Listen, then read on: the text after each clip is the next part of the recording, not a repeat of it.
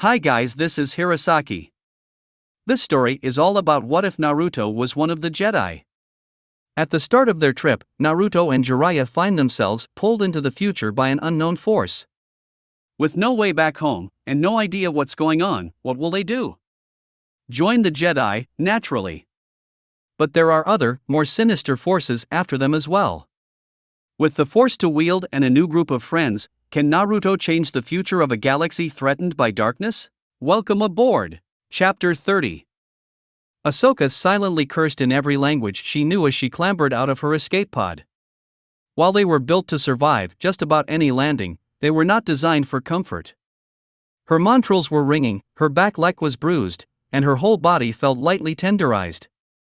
Judging by the grunts and hisses coming from Nox and Barris, neither of her companions in the pod had fared any better. When she looked around, she spotted the other pod 100 meters away, with Vair's mousy brown hair sticking out of the hatch.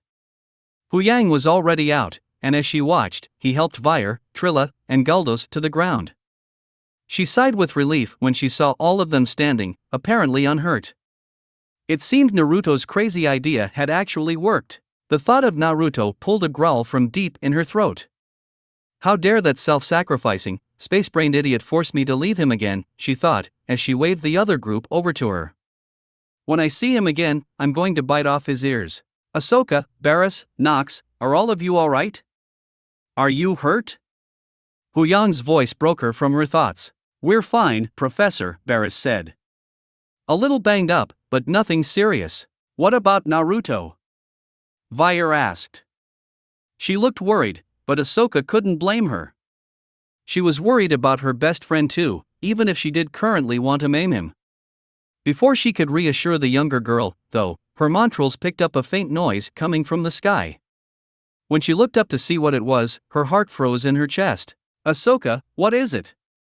Barris followed her gaze upward and let out a strangled cry. Her hands flew to her mouth as her eyes grew wide. Oh no! Naruto! Above them, falling to the ground in flames, was the unmistakable shape of the crucible. Vair sounded like she was about to hyperventilate when she saw it, while Nox, Guldos, and Trilla all gasped in horror. Ahsoka couldn't tear her eyes away, though.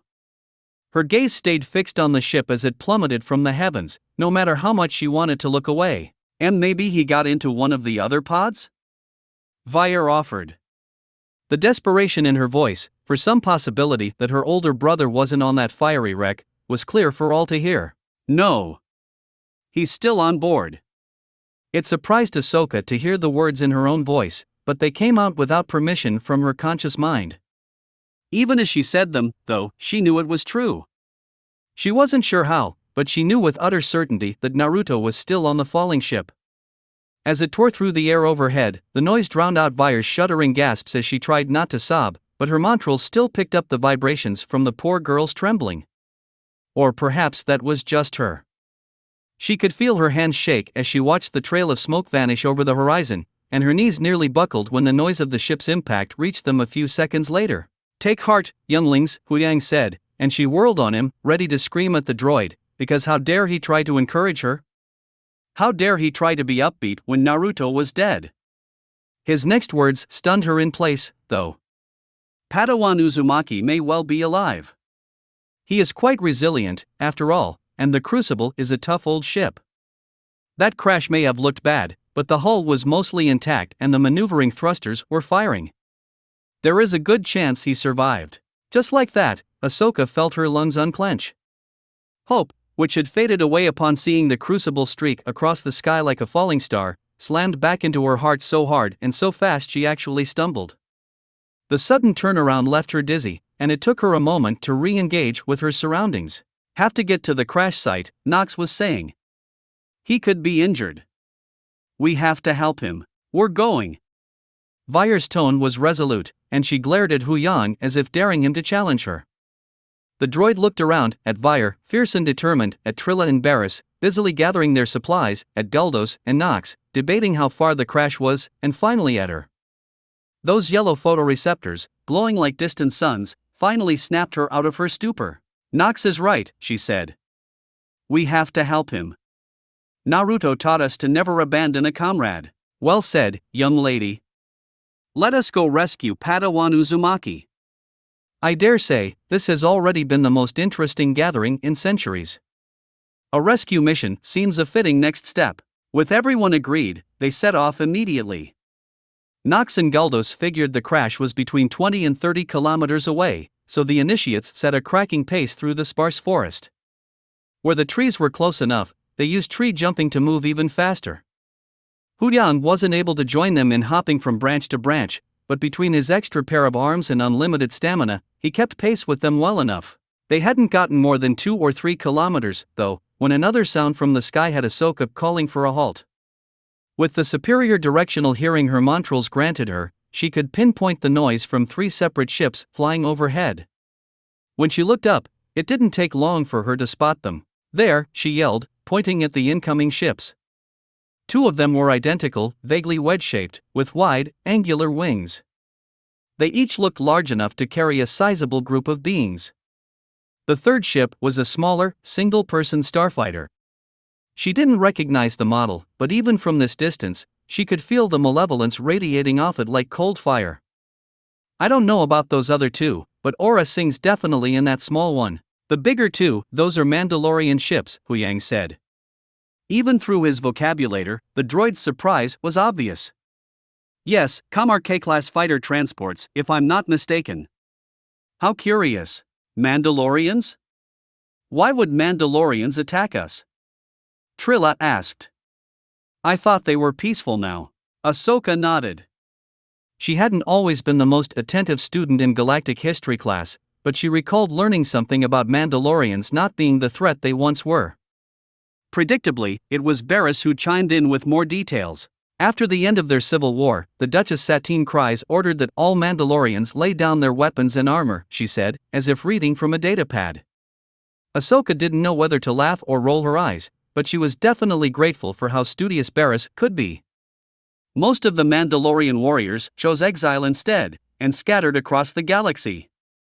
These are probably a mercenary outfit Aura Singh hired. Even as she listened to her friend's explanation, Ahsoka watched as one of the Mandalorian ships, the Kamar K-class or whatever Huyang had called them, split off and flew off towards the pillar of smoke that marked the site of the crucible.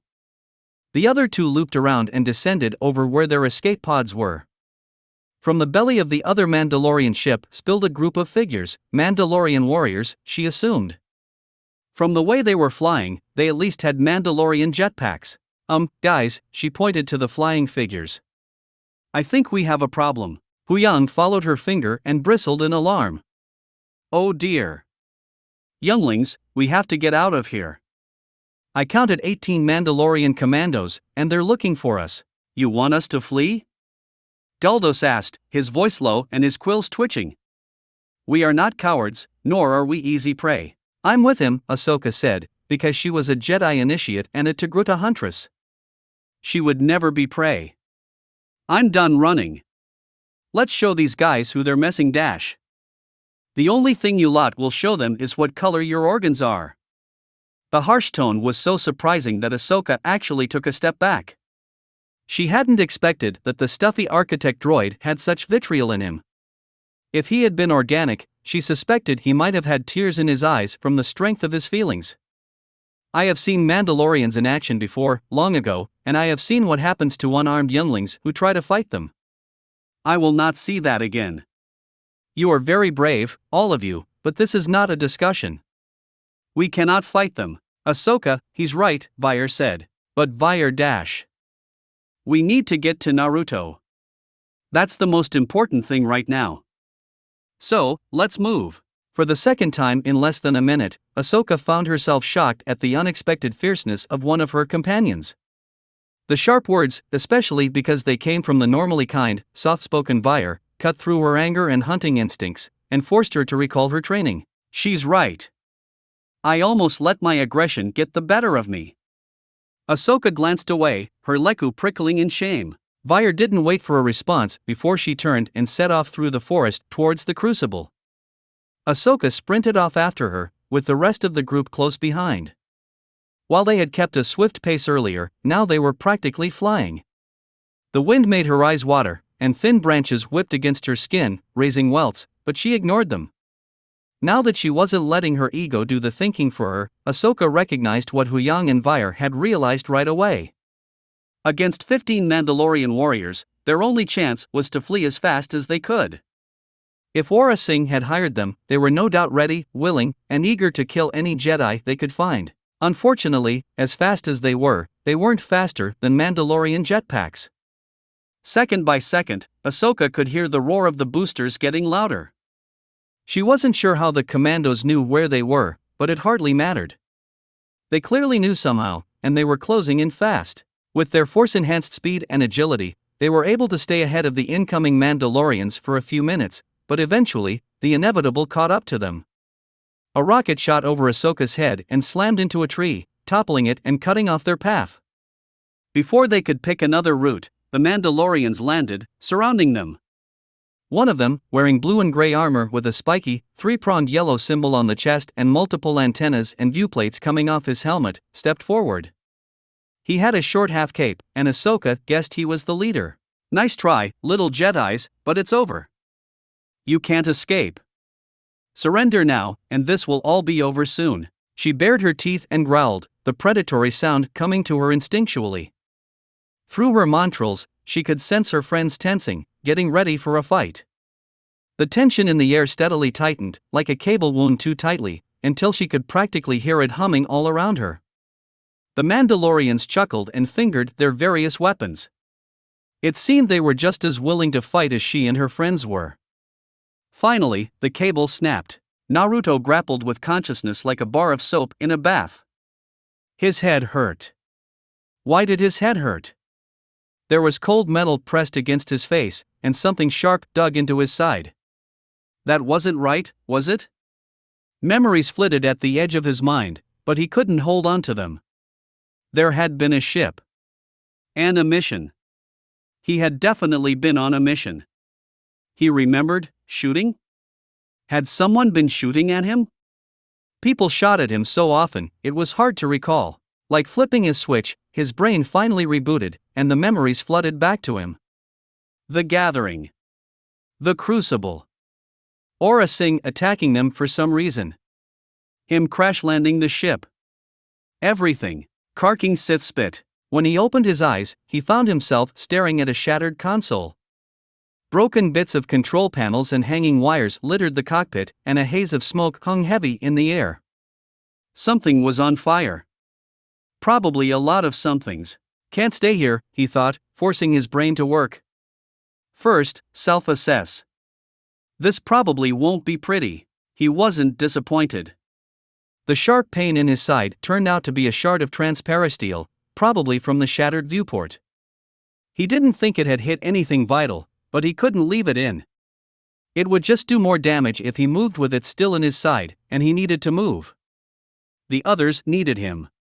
He was responsible for their safety, and Aurra Sing probably wasn't going to stop at shooting down their ship. There was also the minor issue of burning to death if he stayed in the crucible. He didn't seem to have any other life-threatening injuries, but several lesser ones clamored for his attention. Most worryingly, his left knee was swollen and painful. When he tried to move it, it felt weak, but he still had full range of motion. He didn't know if it would take his weight, though. The impact with the instrument panel had definitely given him a concussion. He had a dozen other scrapes and cuts, maybe some cracked ribs, and his right eardrum was blown out. He could also feel the strain from creating 6 exploding Kage Bunshin. Even with his massive reserves, that jutsu was draining, especially with how powerful he had made it. All in all, he'd been better, but he'd also been worse. If it came to it, he could move and he could fight. Some of the smaller cuts and bruises were already healing, no doubt thanks to the QB. For all that it was a malevolent chakra monster bent on destruction, it did come in handy at times like this. He fished a Bacta-patch out of his belt and readied it. Once he was ready, he steeled himself with a few deep breaths and yanked the shard of transparasteel out of his side. Gah! Criff! He gritted his teeth as red-hot agony flared from the wound and tears briefly obscured his vision. As badly as it hurt, though, he still managed to slap the Bacta-patch over the hole. There was a moment of unbearable cold, and then the soothing properties of the Bacta numbed the pain and went to work healing the wound. Okay, that sucked. Now, I need to contact the council. Long-range comms are down, and the escape pods don't have what I need. Lucky me, I don't need comms. With his hands already coated in blood from his side, he didn't even need to bite a finger. His hand signs were a little slow, but they got the job done. He focused on the toad he wanted to summon and slammed his hand onto the deck. Kuchios no Jutsu. Poof. Yo, Naruto. It's been a while. What did you owe? You look like crap. Where are we? What happened? Naruto gave the small toad an eye smile and patted his head to calm him down. Easy there, kid. I'm fine. Just a minor issue. Can you take a message to Jiraiya? Are you trying to insult me or something? Course I can get a message to that old pervert. What do I need to tell him? Tell him I've been shot down by Aura Singh and crash landed on Rago. I need immediate backup. You got that? Kid nodded. No problem, boss man. I'll get it to him in a jiffy. The messenger toad saluted and vanished in a puff of smoke. Naruto sighed in relief. Now, no matter what happened, at least help was coming. All that remained was for him to get out of the burning wreckage, find his charges, and hope that Ahsoka didn't maim him too badly for forcing her into an escape pod. He wasn't optimistic about that last one. Escaping the ship was simple. The shattered remnants of the viewport were buried under a layer of dirt, but he could see thin shafts of sunlight peeking through small holes in the ceiling. It was the work of a few moments to cut a circle out of the upper hull with his lightsaber and jump through it. He emerged, blinking and squinting, into the daylight. After the dim half-light of the ruined cockpit, it took a few seconds for his eyes to adjust to the sudden brightness. Once he could see again, Naruto took a moment to analyze his surroundings. His natural impatience screamed at him to run straight for the others and damn whatever might be in his way, but years of training held him back. Mace and Jiraiya had, sometimes literally, beaten the importance of planning and preparation into his skull. The air was cool despite the bright sunshine, and slightly humid. The terrain was mountainous, though he seemed to have landed in a valley. Odd-looking trees covered the landscape. They were tall, perhaps 20 to 30 meters, with multiple layers of branches arranged in rings around the trunk. Their bark was pale yellow and looked like overlapping scales, while the red leaves were thin and tubular, more like thick needles than leaves, really. Overall, it didn't look like any forest Naruto had ever seen before, but he didn't care. It was a forest, and that meant he was at home. In the course of his training, Mace had taken him to a variety of worlds and taught him how to survive in every conceivable environment. From the scorching deserts of Jeddah, to the frozen mountains of Alderaan, to the urban jungles of Corellia and Coruscant, and even the blasted ruin of Ossus, the training had been tough. Even brutal at times. Still, Mace had suffered right alongside him, and Naruto was grateful for the skills he had learned. When they'd arrived on the heavily forested planet of Collar, though, Naruto had actually laughed in Mace's face. The idea of a Jedi, any Jedi, teaching a Konoha shinobi about forest survival was absurd, and he'd said so. The forest was his territory. His master had been skeptical, and delivered an hour-long lecture on humility and respect. His skepticism had lasted all of 3 hours, when Naruto managed to locate shelter, food, and fresh water all before Mace. The students spent the next 3 weeks as the teacher, passing on the thousands of tricks and techniques that every Konoha shinobi learned almost before they could walk. A hint of movement amongst the trees snapped him out of his reverie. He squinted to get a better look and grimaced when he saw what it was. What the criff are Mandalorians doing out here? They must be working with Aura Singh. Probably making sure I died in the crash. Better just sneak by them. No sooner had he decided on stealth than a blaster bolt streaked past his head, no more than 3 centimeters from his right ear. More followed, and he flattened himself against the hull of the ship and rolled sideways until he dropped off the edge. The impact against the ground made his head throb painfully, but at least he was safe. With the bulk of the crucible between him and the Mandalorians, he had a moment to catch his breath. Okay, so much for sneaking by without being seen. Fearfeck, they can really shoot. They must have been over 600 meters away. I need to deal with them.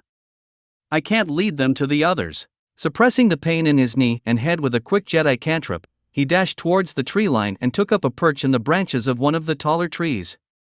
Not a moment too soon either. He had only just gotten situated when the Mandalorians flew over the smoldering wreck with their jetpacks. He was too far away to make out what they were saying, but they fanned out in a clear search pattern. One of them, a tall man with red armor and a slightly different shaped breastplate, seemed in charge. The others looked at him before moving, and he held himself with the confidence of command. Naruto channeled his chakra and made a dozen hand signs. Suitun, Kirigakure no Jutsu. It was the only water-style ninjutsu he had learned so far, and it took a lot of chakra and concentration, but it worked. Thick mist rose from the damp soil and formed an obscuring cloud for 100 meters in every direction. Once he was sure the fog was dense enough, Naruto jumped from tree to tree in order to get closer to the commandos. As he drew nearer, he could hear them talking. The helmets gave their voices an eerie, robotic quality. I thought Aura wanted him alive? Kriff her. We see him, we kill him. We get paid either way. Now that was interesting. Mandalorian mercenaries didn't come cheap. If Aura was paying them, then someone was paying her. She wouldn't be able to afford it otherwise. This wasn't just part of her vendetta against the Jedi. It was a job. Dank Farik, this fog came out of nowhere. What the hell's with the weather on this planet? A flash of frustration came from the leader. Daiket. This isn't natural. It's some sort of force Osik.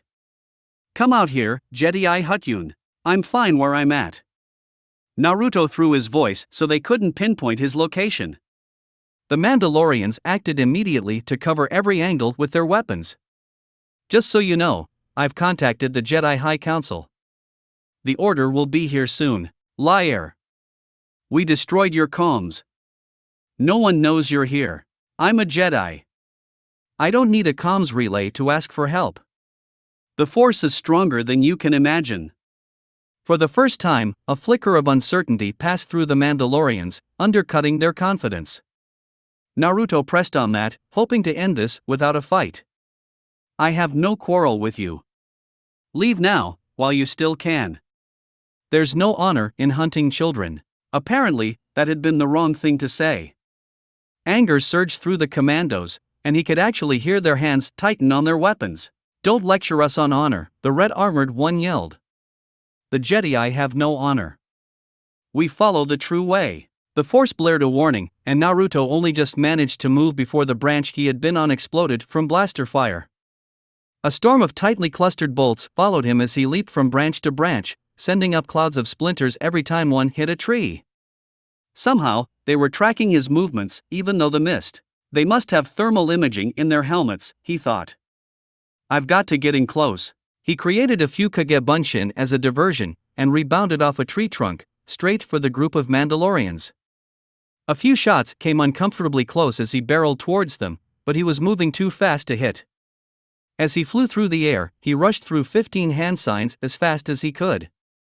When he landed, he slapped the ground and channeled a hefty burst of chakra. Uzumaki ceiling style, hunting paralysis.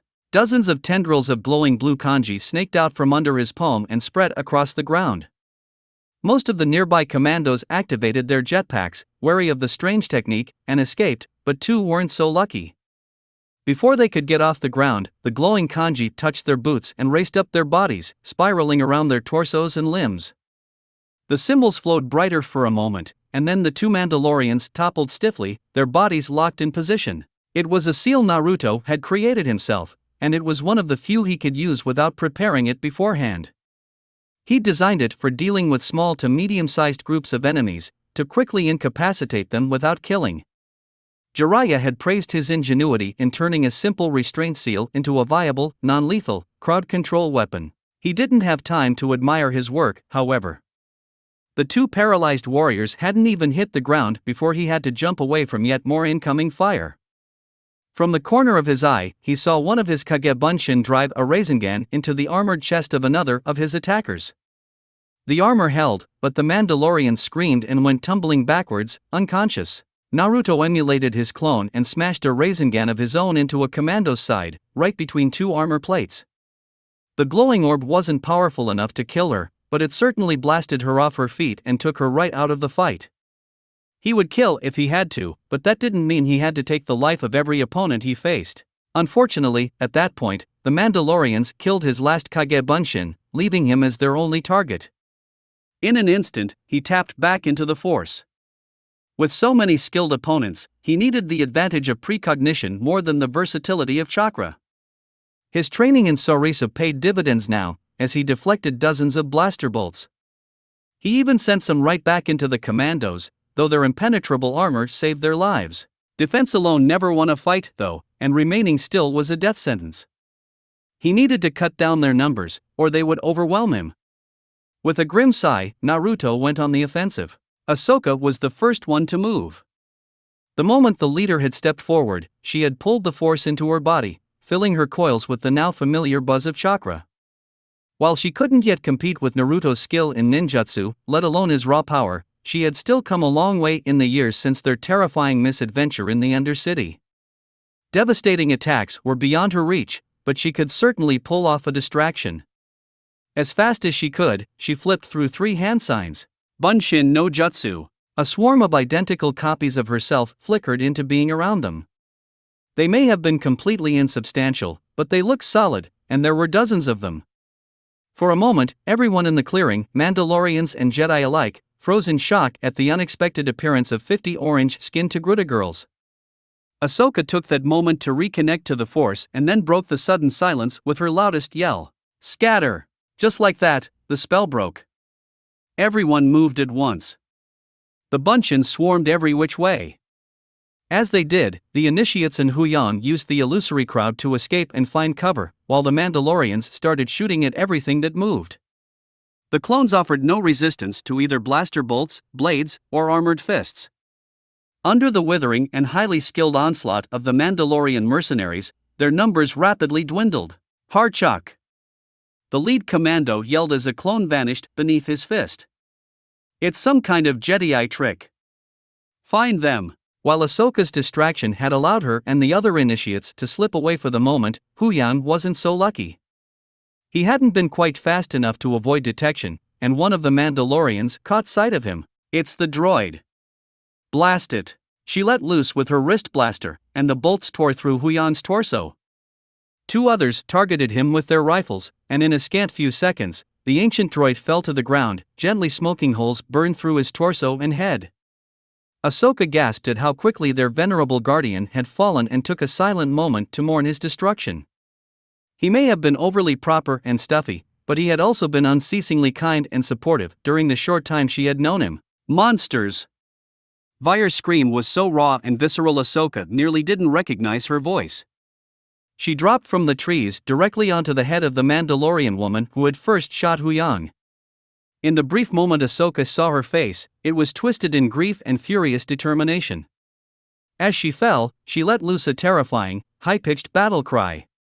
It echoed off the trees like the shriek of a kitehawk and set Ahsoka's montrals abuzz in consternation. As she landed on her target's head, Vyer wrapped her legs around the woman's neck and used the momentum of her fall to roll in midair and throw the Mandalorian commando through the air. It was a move Naruto had taught her, and she executed it perfectly. The hapless warrior bounced off the ground and tumbled to a stop at the base of another tree. Her armor had saved her from a fractured skull, but she wasn't going to be moving for a few minutes. The other commandos reacted with impressive speed to target the young girl who had just felled one of their own. Before the nearest one could fire his rifle, though, Nox pounced from his perch in the branches and kicked his weapon off target. The stray shot served as the starting pistol for a free-for-all, as the rest of the initiates leaped into the fray, trying to use the element of surprise to give them any advantage against the armored warriors. Vyer joined Nox against the commando whose rifle he had just kicked. Together, they disarmed him, and Nox slammed the butt of the rifle into his helmet with enough force to crack the durable frame of the weapon. The Mandalorian crumpled, dazed, and possibly unconscious. Their helmets made it difficult to tell. Either way, he was down. At the same time, Guldos surprised a green armored commando with a force push. The man cursed as he flew backwards and crashed into a tree. Ahsoka heard the whoosh of the air leaving his lungs from 10 meters away. Meanwhile, Trilla used the Force to enhance her speed and dart amongst the Mandalorians, landing painful blows and knocking aside blasters. Ahsoka saw her as a brown and black blur out of the corner of her eye as she worked with Barriss to subdue her own opponent, a towering commando with broad shoulders and arms nearly as thick around as her torso. He was immensely tough and strong, but also slow and inflexible. While Barriss held his attention, she quickly snatched his blaster and stunned him with it. It took 2 shots to drop him through his armor, but he toppled over like a felled rosher tree. The ground actually trembled from the impact. Despite their initial setbacks, though, the Mandalorians were not so easily defeated. They may not have had the supernatural speed, reflexes, and agility of a Jedi, but they more than made up for it against the initiates with their skill, experience, and dizzying array of arms and armor. Once they got over the shock of being ambushed by literal children, they quickly turned the tide. Nox and Vyre found themselves in a crossfire of stunners, unable to dodge. Vyre was able to pull off a Kawarimi, switching with a rock, but Nox was too slow. He cried out and collapsed as 3 stun bolts hit him at once. The warrior whom Guldos had force pushed into a tree responded by firing a rocket from a launcher on his wrist. The explosion sent a cloud of dirt into the air and knocked the laconic youngling off his feet. He rolled and clutched his side, his jaw clenched in pain. Pale green blood leaked out from between his fingers.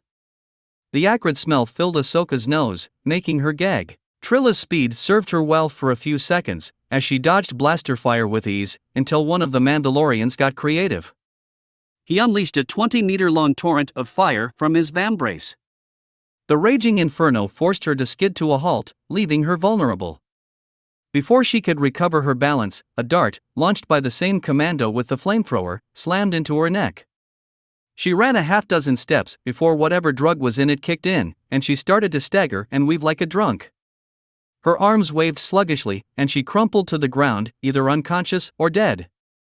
Ahsoka couldn't tell. She could scarcely believe it. In just a handful of seconds, they had lost any advantage they'd held, and now half of her friends were disabled, possibly worse. For the first time since being pinned down by the slave gang in the Undercity, she felt genuine fear, cold and sharp, coil around her throat. It was just her, Barriss, and Vyre up against over a dozen Mandalorians. Not bad, but not good enough either, the leader said. Verta, take dash. Hold. A harsh voice cut across the chief commando. It was cold, harsh, and cruel. Ahsoka shivered just to hear it, and even more because she thought she recognized whose it was. Sure enough, when she looked behind her, she saw a tall, gaunt, deathly pale woman with a bright scarlet ponytail and a vicious sneer on her face. You've had your fun, Aura told the leader. Now it's my turn. What do you say, honey? You and your gal pals want to dance with me? The infamous assassin turned her gaze to Ahsoka, and the Togruta girl's knees almost gave out. That gaze pinned her in place, measuring, dissecting, looking for weaknesses and finding plenty. It was the gaze of an apex predator, but it went further than that. There was something wrong behind those pale green eyes. Something broken. Every one of Ahsoka's instincts screamed at her to run, to flee from this dangerous, twisted thing, but pure stubbornness kept her where she was. Fear or no, absurdly lethal, possibly insane, force-sensitive assassin or no, Ahsoka Tano never backed down from a challenge. If she was going to go down, she would go down fighting. Though her leku were stiff with terror and she was pretty sure she was trembling, she bared her fangs and growled. Bring it on, bitch. Aura threw her head back and laughed. The sound of her mirth scraped across Ahsoka's montrals like a rusty saw blade. Ooh, fire. You might actually be entertaining after all. I'll tell you what, honey. If you and your little friends here beat me, I'll let you all go. Pack up and fly off. You'll probably never see me again. That didn't seem to sit well with the Mandalorian commander. What do you mean, let them go? I'm not Dash. You'll do as I say. Aura's voice shifted from the sickeningly sweet, mocking tone she had been using with Ahsoka to a furious, borderline psychotic hiss. So, what do you say, honey? She asked, her voice back to its former quality. I'll even fight unarmed, just to make it fair. Ahsoka, no, Barriss whispered next to her. It's a trick. She's baiting you. Do you see a better option? Of course, Ahsoka knew Aura was baiting her. She was Aura Singh. They were 3 tired, unarmed younglings. That fight would only end one way. Even so, if there was even the tiniest chance that they could win and that Aura would keep her word, she had to take it. The alternative was just giving up, and that was no option at all. Fine. If you want an ass kicking, we'll give it to you. Aura's smirk turned into a full-on grin.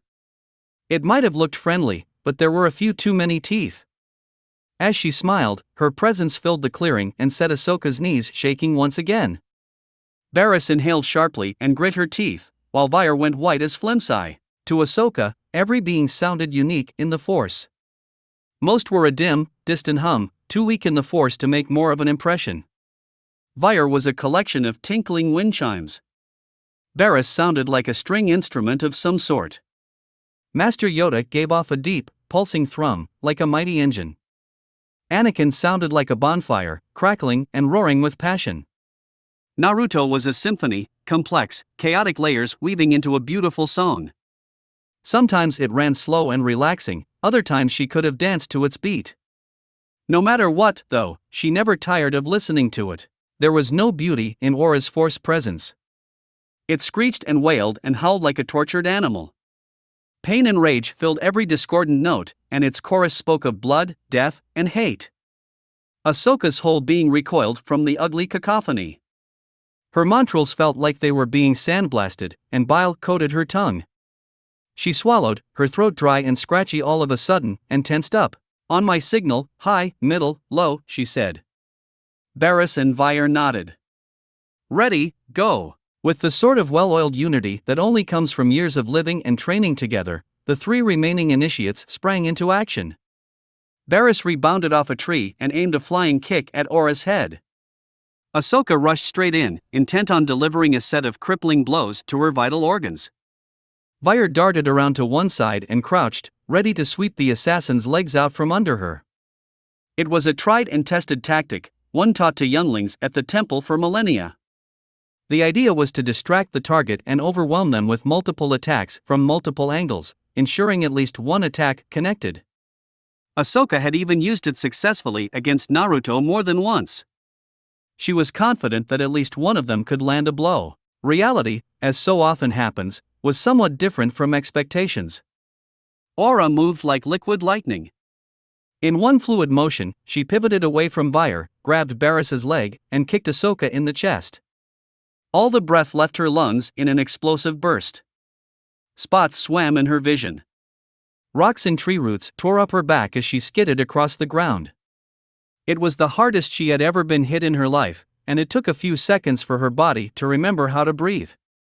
As she lay gasping on the ground, she heard a sickening crunch followed by a scream of pain. When she finally managed to get some air into her lungs and looked to see what was going on, she nearly puked at what she saw.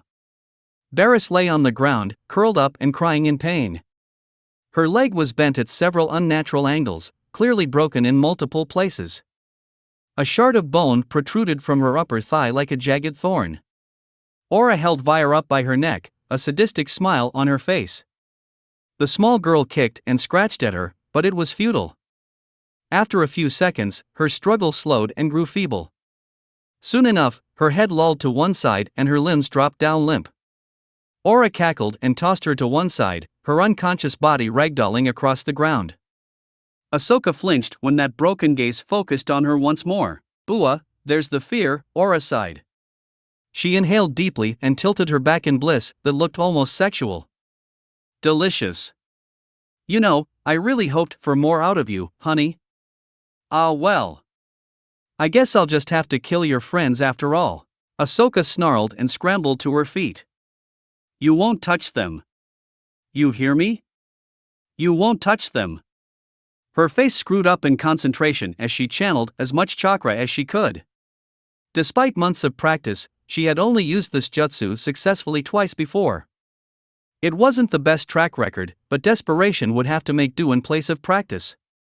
She flipped through the 6 hand seals as fast as she could, held the tiger sign up to her lips, and took a deep breath. Katan, Gokakyu no Jutsu. To her relief, she felt her chakra flow smoothly into the jutsu. When she exhaled, a torrent of flames poured forth from her mouth, forming a sphere over 2 meters wide.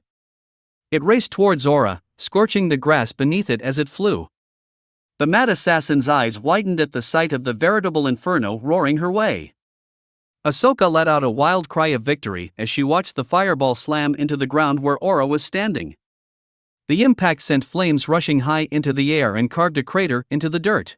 Nothing could survive that, she thought, even as sudden exhaustion dragged at her limbs. She had never used such a large jutsu before, especially not while already tired from a fight. She has to be dead. Nice try, honey. I'll admit, that's a neat trick. You almost had me. A voice from the trees cut her celebration short and drowned her relief in a flood of cold despair. Aura dropped out of the branches of a nearby tree. A few streaks of soot stood out sharply against her corpse-pale skin, and her clothes were smoldering gently, but she looked unharmed. Her sadistic grin had vanished, though, replaced by a cold fury. Despite her earlier words, she obviously did not appreciate being taken off guard. Trying to burn me to death, honey? Not very nice of you. I guess I'll have to teach you some manners before I got you and your little friends. Ahsoka could have screamed in frustration. She had thrown her best shot at the assassin, literally everything she had, and it had amounted to nothing. It was chilling to see her most powerful technique achieve so little, but surrender was as foreign to Ahsoka as poetry was to fish, so she took what scraps of energy she had left and turned it into action. Pure adrenaline and grit drove her to sprint faster than she ever had in her life. In the blink of an eye, she had crossed the distance between her and Aura. Her fist flew straight for one of those horrible green eyes, only for the assassin to catch it in her spider-like hands. Her fingers may have been long and thin, but Aura had a grip like a vice. She hoisted Ahsoka into the air by her arm and slapped her twice across the face. Stars exploded across her vision, and she felt as though someone had injected molten metal into her mandible. The taste of blood filled her mouth. She was certain her jaw was broken. From the burning pain in her shoulder, she thought it might be dislocated too. Nice try, honey, but not good enough. Aura leaned in close, and her voice dropped to a whisper. How does it feel, All that righteous fury, all that Jedi training, and it means nothing. Where is your precious order now? Ahsoka didn't have the energy left to speak. She didn't think she would have been able to anyway, but she did manage to spit a wad of blood right in the assassin's face. Aura just laughed and extended her tongue to lick the mix of blood and saliva off her cheek. She smiled, showing blood-stained teeth, before she punched Ahsoka once, twice, 3 times in the stomach. Her abused body finally rebelled under the assault, and she coughed up several mouthfuls of vomit and bile. The acrid mixture stained the front of her clothes, and the smell burned her nose. Defiant to the end, huh? Just for that, I'll tell you what I'm going to do with you and your friends. Aura didn't seem to notice or mind the smell, or the vomit pooled around her boots. Her breathing had turned fast and shallow, while her tongue flicked out to lick her pallid lips. Her voice was low and excited, and her eyes had darkened with sadistic lust. I'm going to use you as bait, to lure in your Padawan guide. Naruto Uzumaki, I think his name was. I'm going to kill him right in front of you. Then, I'm going to kill all of your little friends here. 1. Bye. 1. I'll save you for last, though, because you've got such spirit. Tell me, girl to girl, do you think you'll still be so full of fire when it's your turn? Ahsoka tried to summon up the energy to talk, to fight back, to do anything, but she couldn't even raise her head. All the strength had drained out of her body. Her muscles felt like lumps of wet clay, her vision was a blur of vague shapes and colors, and every square centimeter of her body ached. All she could do was listen as Aura taunted her. No answer. That's all right. We'll find out soon enough. Until then, lights out.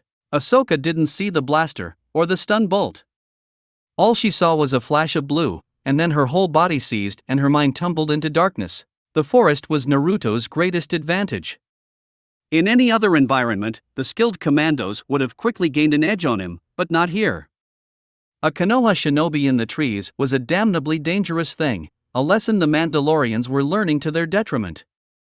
Even with their thermal imaging, the mist still worked to obscure his movements somewhat, and the trees gave him virtually unlimited options for attack angles. He flitted around the trunks like an insect, darting in and out whenever he saw an opening. The indestructible Mandalorian armor made landing decisive blows difficult, but not impossible. One warrior lost her head to his blade. He stabbed another in the armpit, where his cuirass didn't cover. Their shock and pain echoed through the force as they died, and it sickened him, but he kept going.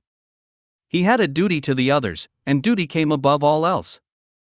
Mace had instilled that lesson into his very bones. Before they could adapt, Naruto dropped directly into the middle of a cluster of 4, his fingers blurring through hand seals even before he landed. A split second after he touched down, he finished the last seal and clapped his hands together. Futon, Kama no Erasure.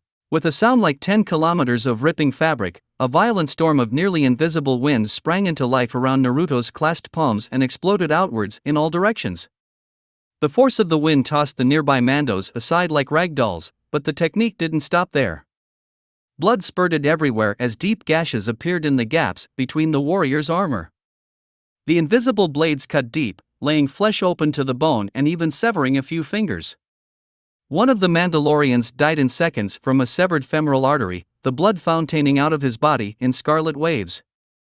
The other 3 were in marginally better condition, but none of them were getting up soon. The jutsu was one of several Naruto had developed, inspired by Temari's devastating wind techniques. Without a proper war fan or a weasel contract, he couldn't replicate the exact same jutsu she had used, but he could certainly reproduce their effects. Indeed, as he looked at the grisly results of his latest attack, he had probably improved them. There was no time for him to survey it more closely, though. Kakashi, Jiraiya, and Mace had all taught him that on a battlefield, if you stood still, you died, so he jumped back into the trees before the dust had even settled. It wasn't a moment too soon either, as a pair of wrist rockets slammed into the ground right where he had been standing not even a second later. The heat from the explosion licked at his heels, but he used the force to ride the shock wave, letting it propel him even higher into the leafy canopy. Stang, that was close, he thought. How many weapons do these guys have? Below him, the remaining commandos wasted no time in adapting to his tactics. Close ranks. The leader shouted. Form up. Don't let him get between us. They positioned themselves in a tight circle with blasters covering every approach, high and low. It was clever and forced him to change his approach. Rather than continue his hit-and-run attacks, he used the force to grab 4 of them and flung them into their fellows. It should have created a mess of confusion and tangled limbs. Unfortunately, Naruto had forgotten to account for the Mandalorians' jetpacks. As soon as he lifted their comrades, the other 5 Mandalorians launched into the air. It broke their ranks, but it didn't create the chaos Naruto had wanted. He rushed in anyway, though. His reserves of patience were limited, and he had other places to be. Using the force once more, he grabbed hold of the red-armored leader and pulled him towards his blade. The commando had excellent reactions, though, and raised his arms just in time. Naruto's lightsaber slammed into the crimson vambraces, but it couldn't cut through them. From there, he got a demonstration of just why Mandalorian warriors were so feared and respected.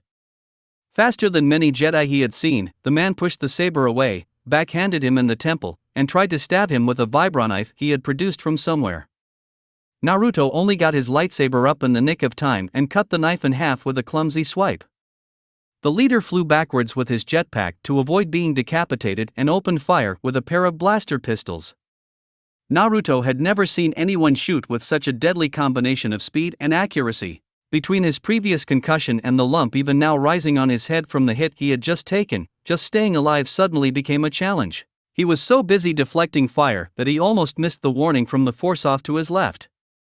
At the edge of his vision, he saw something long and thin streaking his way.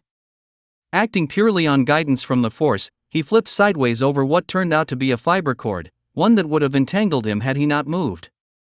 The thin wire shot off uselessly into the trees, but the warning in the force only grew louder. When he turned his attention back to the leader, Naruto saw why. In the brief lull while Naruto dodged the fiber cord, the man had pulled out a handheld flechette launcher, and was already pulling the trigger. Naruto had only faced flechettes once before, and that experience had ended with him in a hospital for 5 hours while doctors pulled dozens of the tiny metal blades out of his body. Lightsabers were useless against flechette launchers, and he couldn't get to cover fast enough. That left only one option. In the tiny fraction of a second before the flying razors left the weapon and tore him to shreds, Naruto reached into the force and pushed as hard and as fast as he could. He didn't have time for aim or finesse, just raw, desperate power. What happened next was confusing. There was noise, the bark of the flechette launcher, the howl of a sudden wind, a lot of cursing. Everything blurred into a storm of dust and rocks and flying debris. When it settled, Naruto stood in the center of a circle of destruction. The Mandalorians lay a dozen meters away, having been thrown back with considerable force. The power of his push had stripped the scales off the nearby trees and blasted a crater half a meter deep into the ground. He took a moment to center himself and catch his breath. He couldn't take too long, though, because the Mandalorians quickly recovered and pulled themselves to their feet. Their armor truly was a miracle. Naruto readied his lightsaber, and the warriors reached for their blasters, but the leader held up a single fist. Wait! Aura has a message for the Jedi. He pulled out a holopad and pressed a button on the side. The device lit up and projected an image of the infamous bounty hunter into the air. So, you're Naruto Uzumaki. I've gotta say, you don't look like much. What do you want, assassin? Naruto was in no mood to play games. He felt a cold prickle along the back of his neck, and his fists clenched over his lightsaber. Something terrible was happening. He just knew it. I've got something you might be interested in. Take a look. The Holimager turned, and his worst fears came true. All 6 of the initiates lay unmoving on the ground. He couldn't tell if they were alive or dead, and a black lump of ice formed in his stomach. You dash. Ah, don't look so stricken. They're alive. If you're a good little Jedi and come running, they might even stay that way. Try to free them, they die. Try to run, they die. No games, little Jedi. Come and find us. I'll wait. Maybe. The image froze on her face, twisted in some parody of a coy smile. For a moment, Naruto couldn't move. He couldn't think. All he could hear was his own heartbeat. All he could see were his friends, limp on the ground. Fear froze him in place, mute and trembling, until the hot flame of determination blazed in his chest. Fear wouldn't help him. Perhaps nothing would help him, perhaps not, but fear was never the answer. He cast his senses out as far as they would go in a desperate search for Aura and his friends. It didn't take long to find them. Aura's presence squatted perhaps 30 kilometers away, an ugly thing, all claws and teeth and dripping blood. The dark side poured off of her, bitter and pungent. He'd never felt a presence so twisted and vile before. No matter what he had to do to save his friends from such a monster, he would do it. It only took a few seconds for all of that to run through his mind. The instant he pinpointed the direction Aura was in, he vanished in a blur. Shunshin was out of the question with his knee as battered as it was. It would heal in a few hours, but until then, he didn't dare risk the stress of a body flicker. It would have been faster, but there was no point in arriving with a blown-out knee when he was sure he would still have to fight. The Force lent him ample speed and strength, though, and he drew on it like water from a well. However fast he ran, though, he couldn't shake the dread in his core. Something terrible was coming. He could sense it. Run as fast as you want, Ningen. It won't matter. She'll kill you, and then she'll kill your friends. The unexpected voice of the Kyuubi nearly made him trip. Shut up. You're the last thing I need to deal with right now. Don't be a fool. You know it's a trap. Your power won't be enough. Use mine. Save your friends. It's the only way. Be quiet. I'll never use your power. Ha ha ha ha. You will. All you have to do is reach inside and take it. You are too weak not to, Naruto growled and tried to ignore the Kyuubi's mocking laughter. He needed to focus. Nothing mattered but saving his friends. He concentrated on how much he cared for them, the love he had for all of them, and the righteous fury that Aura had hurt them. He poured all those emotions into his connection with the Force, and let them fuel his power and drive him forward at even greater speed. It wasn't exactly the Jedi way, but it had served him well in the past, and he needed every boost he could get. By drawing on the Force the whole way, Naruto reached Aura's position in just over 15 minutes. She'd positioned herself well, right in the center of a large clearing. 6 Mandalorians, each one holding one of his friends at blaster point, formed a half circle with her in the center. More of the warriors dotted the clearing, tensed and ready to fight. It could not possibly have been a more obvious trap, but it didn't matter. Even if he summoned an army of Kage Bunshin, they wouldn't be able to take down all the Mandalorians and Aura herself before she executed his friends. If I had more time, maybe I could make a plan, but I don't. Who knows how long she'll wait before shooting someone? I can smell the crazy on her from here. He couldn't suppress a snarl when he saw the state of his friends. Barriss had a badly broken leg. Ahsoka looked as though she'd been beaten with a club, and what looked like vomit stained the front of her clothes. Nox was dazed and Trilla looked out of it, possibly drugged. Galdos was bleeding from a nasty wound on his side, and his quills drooped weakly. They all seemed barely conscious. Only Vyre was fully awake. She had an ugly bruise on her throat, but she was still struggling against her captor, some blue and gray armored Mandalorian with a yellow symbol on his chest. He felt a surge of pride for how strong his little sister was being, but the anger overshadowed it. How dare these people hurt his friends? With a tremendous effort of will, he got control of his rage before he did something stupid. When he was as calm as he could get, he walked out of the shadows and into the clearing. I'm here. Now let my friends go. Aura laughed, and the cruel sound made him feel sick. Let them go? Why would I do that? Because you came running like a well-trained ackhound? Do you want a treat, too? You've got what you want. You don't need them anymore. No one has to dash. Quiet, whelp. Her voice cracked like a whip. I give the orders here. Now, toss your lightsaber away. He did. The clatter of his hilt bouncing off the ground seemed like the loudest sound in the galaxy. Good. You follow orders well. Maybe you are an ackhound after all. Now, walk over here and kneel in front of me. Vyre's voice rang out over the sound of blood rushing in his ears. No, Naruto and I. Don't do it. Get out of Ga. The Mandalorian warrior holding her wrapped the back of her skull with his blaster. Every cell in his body screamed for him to kill the man, but he couldn't. Instead, he tried to keep his voice steady as he could when he spoke to her. It'll be all right, Vyre-chan. Don't worry. Yes, very touching. Aura rolled her eyes. Now kneel in front of me, or I cut out her tongue. Move. Naruto trudged forward. His feet felt like lead. Every step took an eternity, and Vyre struggled and yelled the whole time. Eons later, he stood in front of the skeletal Darksider, close enough to see the anticipation in her eyes. Her whole being screamed with it. She couldn't wait to kill him. I said kneel. As he knelt, he glanced over at Vyre. Their eyes met, and he sensed something in her snap into place. Her gaze hardened, and she winked at him.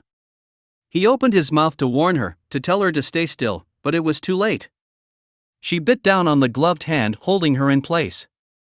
The commando swore, and she tore herself from his grasp and sprinted towards Aura. Get away from my brother, you dash. Shoo! A single blaster shot rang in the air, and a red bolt of superheated plasma burst through the front of her throat. Time slowed to a crawl. Thump thump. Vyre looked confused, as if unsure of what had just happened. Her hands grasped at her ruined neck weakly. Thump thump. The Mandalorian she had bitten lowered his smoking blaster. Vyre fell to her knees, her eyes still locked on Naruto's. Thump, thump. In an instant, pain, fear, and sadness flashed through her eyes. Her lips moved, mouthing words, but no sound came out. Thump, thump. She fell sideways, onto her shoulder. All the color had left her face, leaving it whiter than snow. Someone was shouting, but it seemed a long way off, faint and muffled. Thump. Her eyes stayed locked on Naruto's as she hit the ground. He saw her fear. He saw her bravery. He saw the light leave her eyes forever as she went terribly still. With a raw scream, Naruto reached deep inside himself and pulled. The world exploded, the QB laughed, and then all he saw was red. Make Ahsoka's Hunt 3. Master T, how can we be Jedi and Huntresses at the same time? Ahsoka asked. Wouldn't being one sort of rule out the other? The question had been bugging her for a while now. She had tried to figure out the answer on her own, but kept coming up blank. Shock opened her near black eyes and looked at her quizzically. Why do you think that, Ahsoka? Well, it's just that Jedi are supposed to be peaceful, and hunters, kind of aren't. They kill things. It's in the job description. You're friends with Naruto and Anakin, yes? Shock asked. Ahsoka nodded, not sure where this was going. Do you think they would say a Jedi's life is overly peaceful? Well, probably not. But they're both a little. Ahsoka trailed off, unsure of how to phrase what, exactly, Anakin and Naruto were. Prone to trouble? Shock offered. I was going to say insane, but that works, too. The older Togruta flashed her a fanged smile before she became serious again. That may be true, but I think you'll find many Jedi live lives that are not especially peaceful. Remember, our duty is to create and protect the peace for others, not necessarily ourselves. For our own lives, we seek balance, in whatever form that may take. Ahsoka frowned. I think I understand, but I'm not seeing how that answers my question. Take me, for instance, Shock said, unfazed by the continued questions. I am a Jedi Master. I took an oath to serve the peace and defend life, an oath I strive to uphold every day. However, I am also a part of nature. I have a place in the cycle of life and death, in the flow of the living force. As a Togruta, that place is that of a predator. It is both my cultural and my biological heritage. Accepting that and living accordingly does not mean violating my oath as a Jedi. It is simply one way in which I serve the balance of the Force, and therefore the balance within myself. I want to give you the chance to explore that same heritage for yourself. Did that help? If you're having second thoughts, we can always do this another time. There's no shame in that. No! Ahsoka said, shaking her head so hard her Leku smacked her in the face. No, I still want to do this. I've wanted to do this for years. It's just. I was curious. Shock gave her a reassuring smile. I understand, Ahsoka. It's good to question things like that. I had similar questions before my first hunt. Ahsoka let out a silent sigh of relief. She'd worried for a moment that Shock would turn the ship back to Coruscant. That would have been humiliating, not to mention hugely disappointing. Questions aside, she had been looking forward to this day since she was 5. Shock was one of her biggest role models in the Order. Growing up like her would be a dream come true, and this was a big step in that journey. She shivered in anticipation at the thought of what she was about to accomplish. Is your first hunt where you got that? She asked, gesturing to the older woman's Akul tooth headdress. Absolutely not. I took down the Akul who gave me these after I was knighted. The smile faded from her face then, and she gave Ahsoka a look of utmost seriousness. I want you to promise me, youngling, that you won't go after an Akul. Too many young Togruta die hunting an Akul for meaningless glory. I was almost a decade older than you are now when I hunted one, and it still nearly cost me my life. You will get to that point one day, Ahsoka, but for now, promise you will not seek out such dangerous prey. Be content with earning your sash. Ahsoka's eyes widened when she heard the older woman's voice. It was a far cry from the casual, friendly tone she had been using until now. Instead, it was passionate and unyielding. All she could do was nod her assent. Truth be told, she had secretly entertained fantasies of hunting down an Akul and earning her people's highest mark of bravery and skill. Part of it had been to impress Naruto, though she wasn't sure why that was so important to her. Mostly, though, it was to try and get someone to want her as a Padawan. All of her clan mates had various knights and masters looking at them as potential Padawans, but not her. No one had even approached her about it. She had thought, perhaps, if she proved how skilled she was, despite her youth and attitude, maybe she would draw a master's attention. Any plans in that vein died instantly under Shock Ti's piercing stare. I promise, Master. I won't go after an Akul. Though she had been born on Shirley, and had lived there for the first 3 years of her life, Ahsoka had very few memories of her homeworld. Those few she did have were mostly vague flashes of smooth wooden floors, soft woven blankets, and the odd fanged smile. She had no memories of what things looked like outside, and as such, she was eager to catch her first glimpse of her people's home. She was certainly not disappointed. From space, the planet was study in natural beauty. Broad continents, interspersed with shallow seas, made for a tapestry of emerald forests and colorful grasslands. Ice-capped mountain ranges spidered here and there, tracing random patterns across the land. Here and there, cities glittered on the night side of the planet. Togruta cities were known for their beauty and harmony with nature, or so Ahsoka had heard, but she wouldn't have a chance to find out just yet. Shock landed the ship far from any large settlements, in a tiny hamlet on the edge of one of the many vast, unbroken tracts of wilderness that covered most of Shirley. Before they left, they both changed into traditional Togruta clothing. Ahsoka chose a chest wrap and skirt that would give her maximum mobility. It also exposed the stripes on her legs, allowing her to take advantage of her natural camouflage. From there, they hiked across several kilometers of hilly grassland until they reached the edge of a lush forest. Once Shock had located a small stream, she halted them and declared they had found their campsite. Looking around, Ahsoka could see the appeal. From there, she had plenty of options for hunting. She could head back out into the sprawling plains of meter-tall turo grass. It was a favorite territory of the various grazing herds of trachei and other large herbivores. With its varying colors of red, yellow, orange, and white, she would blend in well there, though getting close enough to separate her chosen prey from its herd would still be a challenge. It was also the typical hunting grounds of the Akul. While she was unlikely to encounter one, it was a factor to consider. Alternatively, she could head deeper into the forest. Prey would be scarcer, but easier to sneak up on, especially with all the tips Naruto had given her over the years. The forest was also home to larger prey, such as Lursu. While hardly an Akul, it would still make an impressive first kill. She also wouldn't have to worry as much about water or shelter as she would on the plains. Overall, it was an attractive option, especially for a lone huntress. Her final option was to follow the stream downhill, where it would no doubt lead her to one of the many rainforest valleys that dotted the continent. It was probably her least preferred option, though. While the rainforest valleys of Shirley were renowned for their beauty and incredible biodiversity, they were hardly a place to hunt for large prey.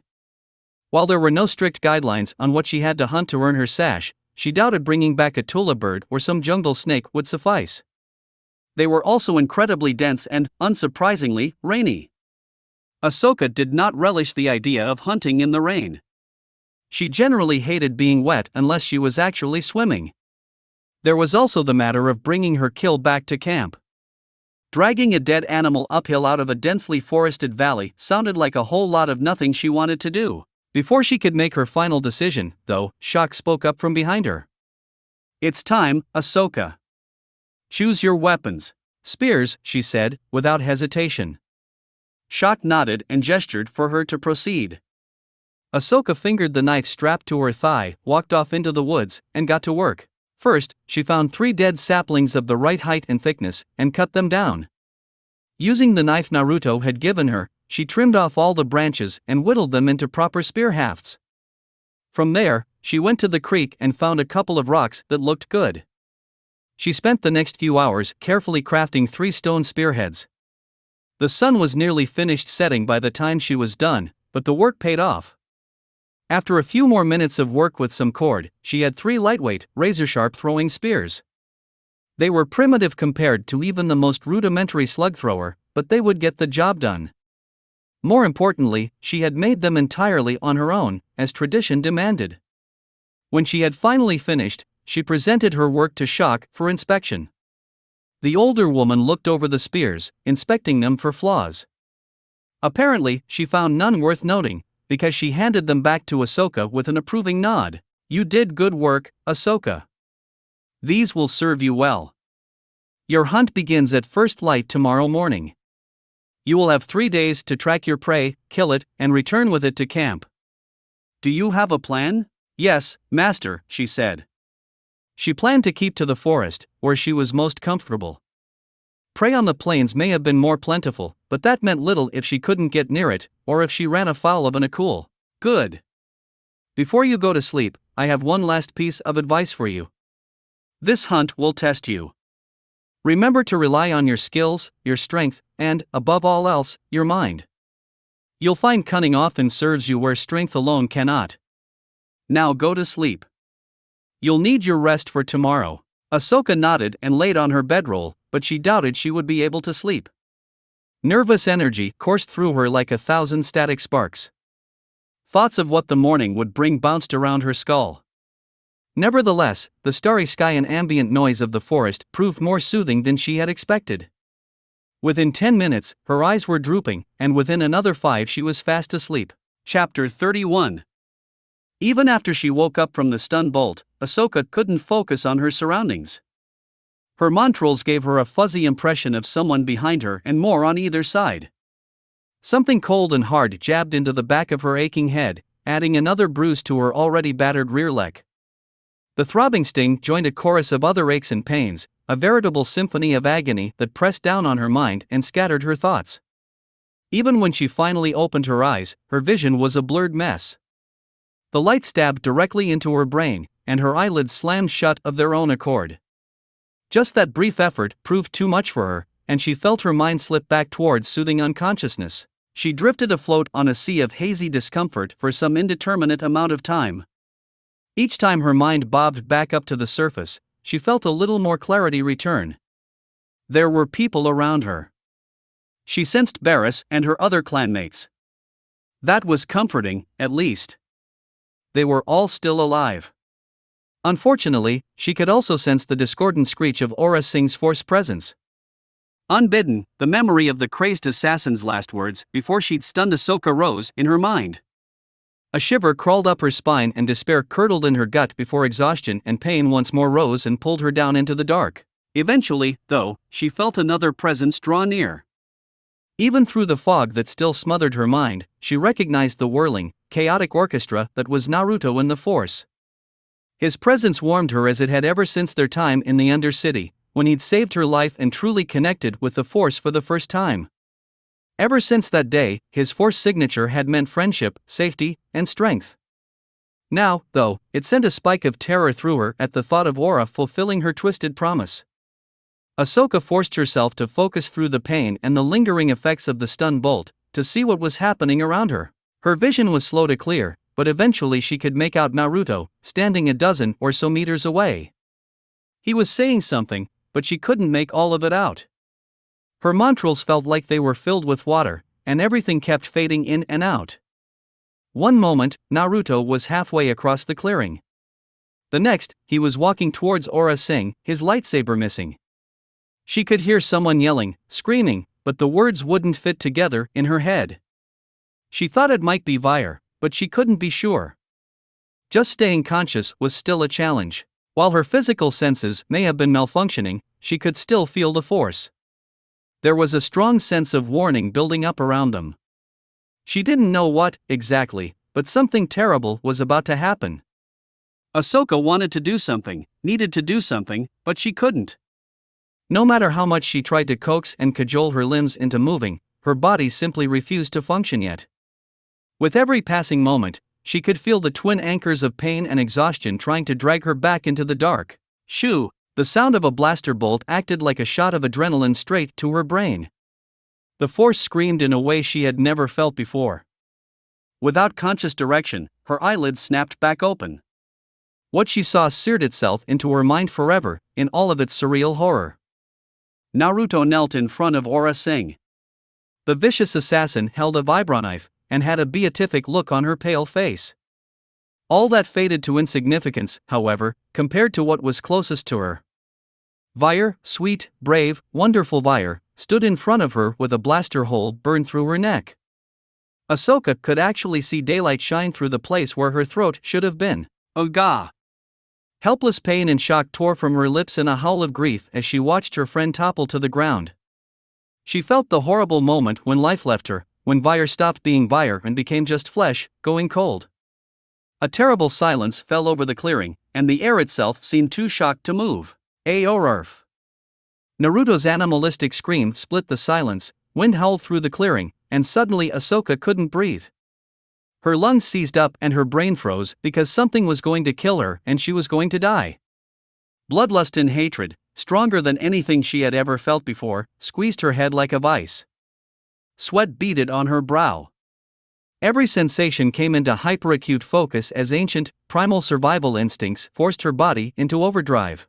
This feels like killing intent, but it's so strong. Ahsoka had felt killing intent before. Naruto had demonstrated it once, just a few weeks after they had met. That had been a mere trickle compared to the flood she felt now, though. Not even when Master T had taken her to Shirley for her coming-of-age hunt had she felt such terror, and she had nearly been eaten by an Akulen.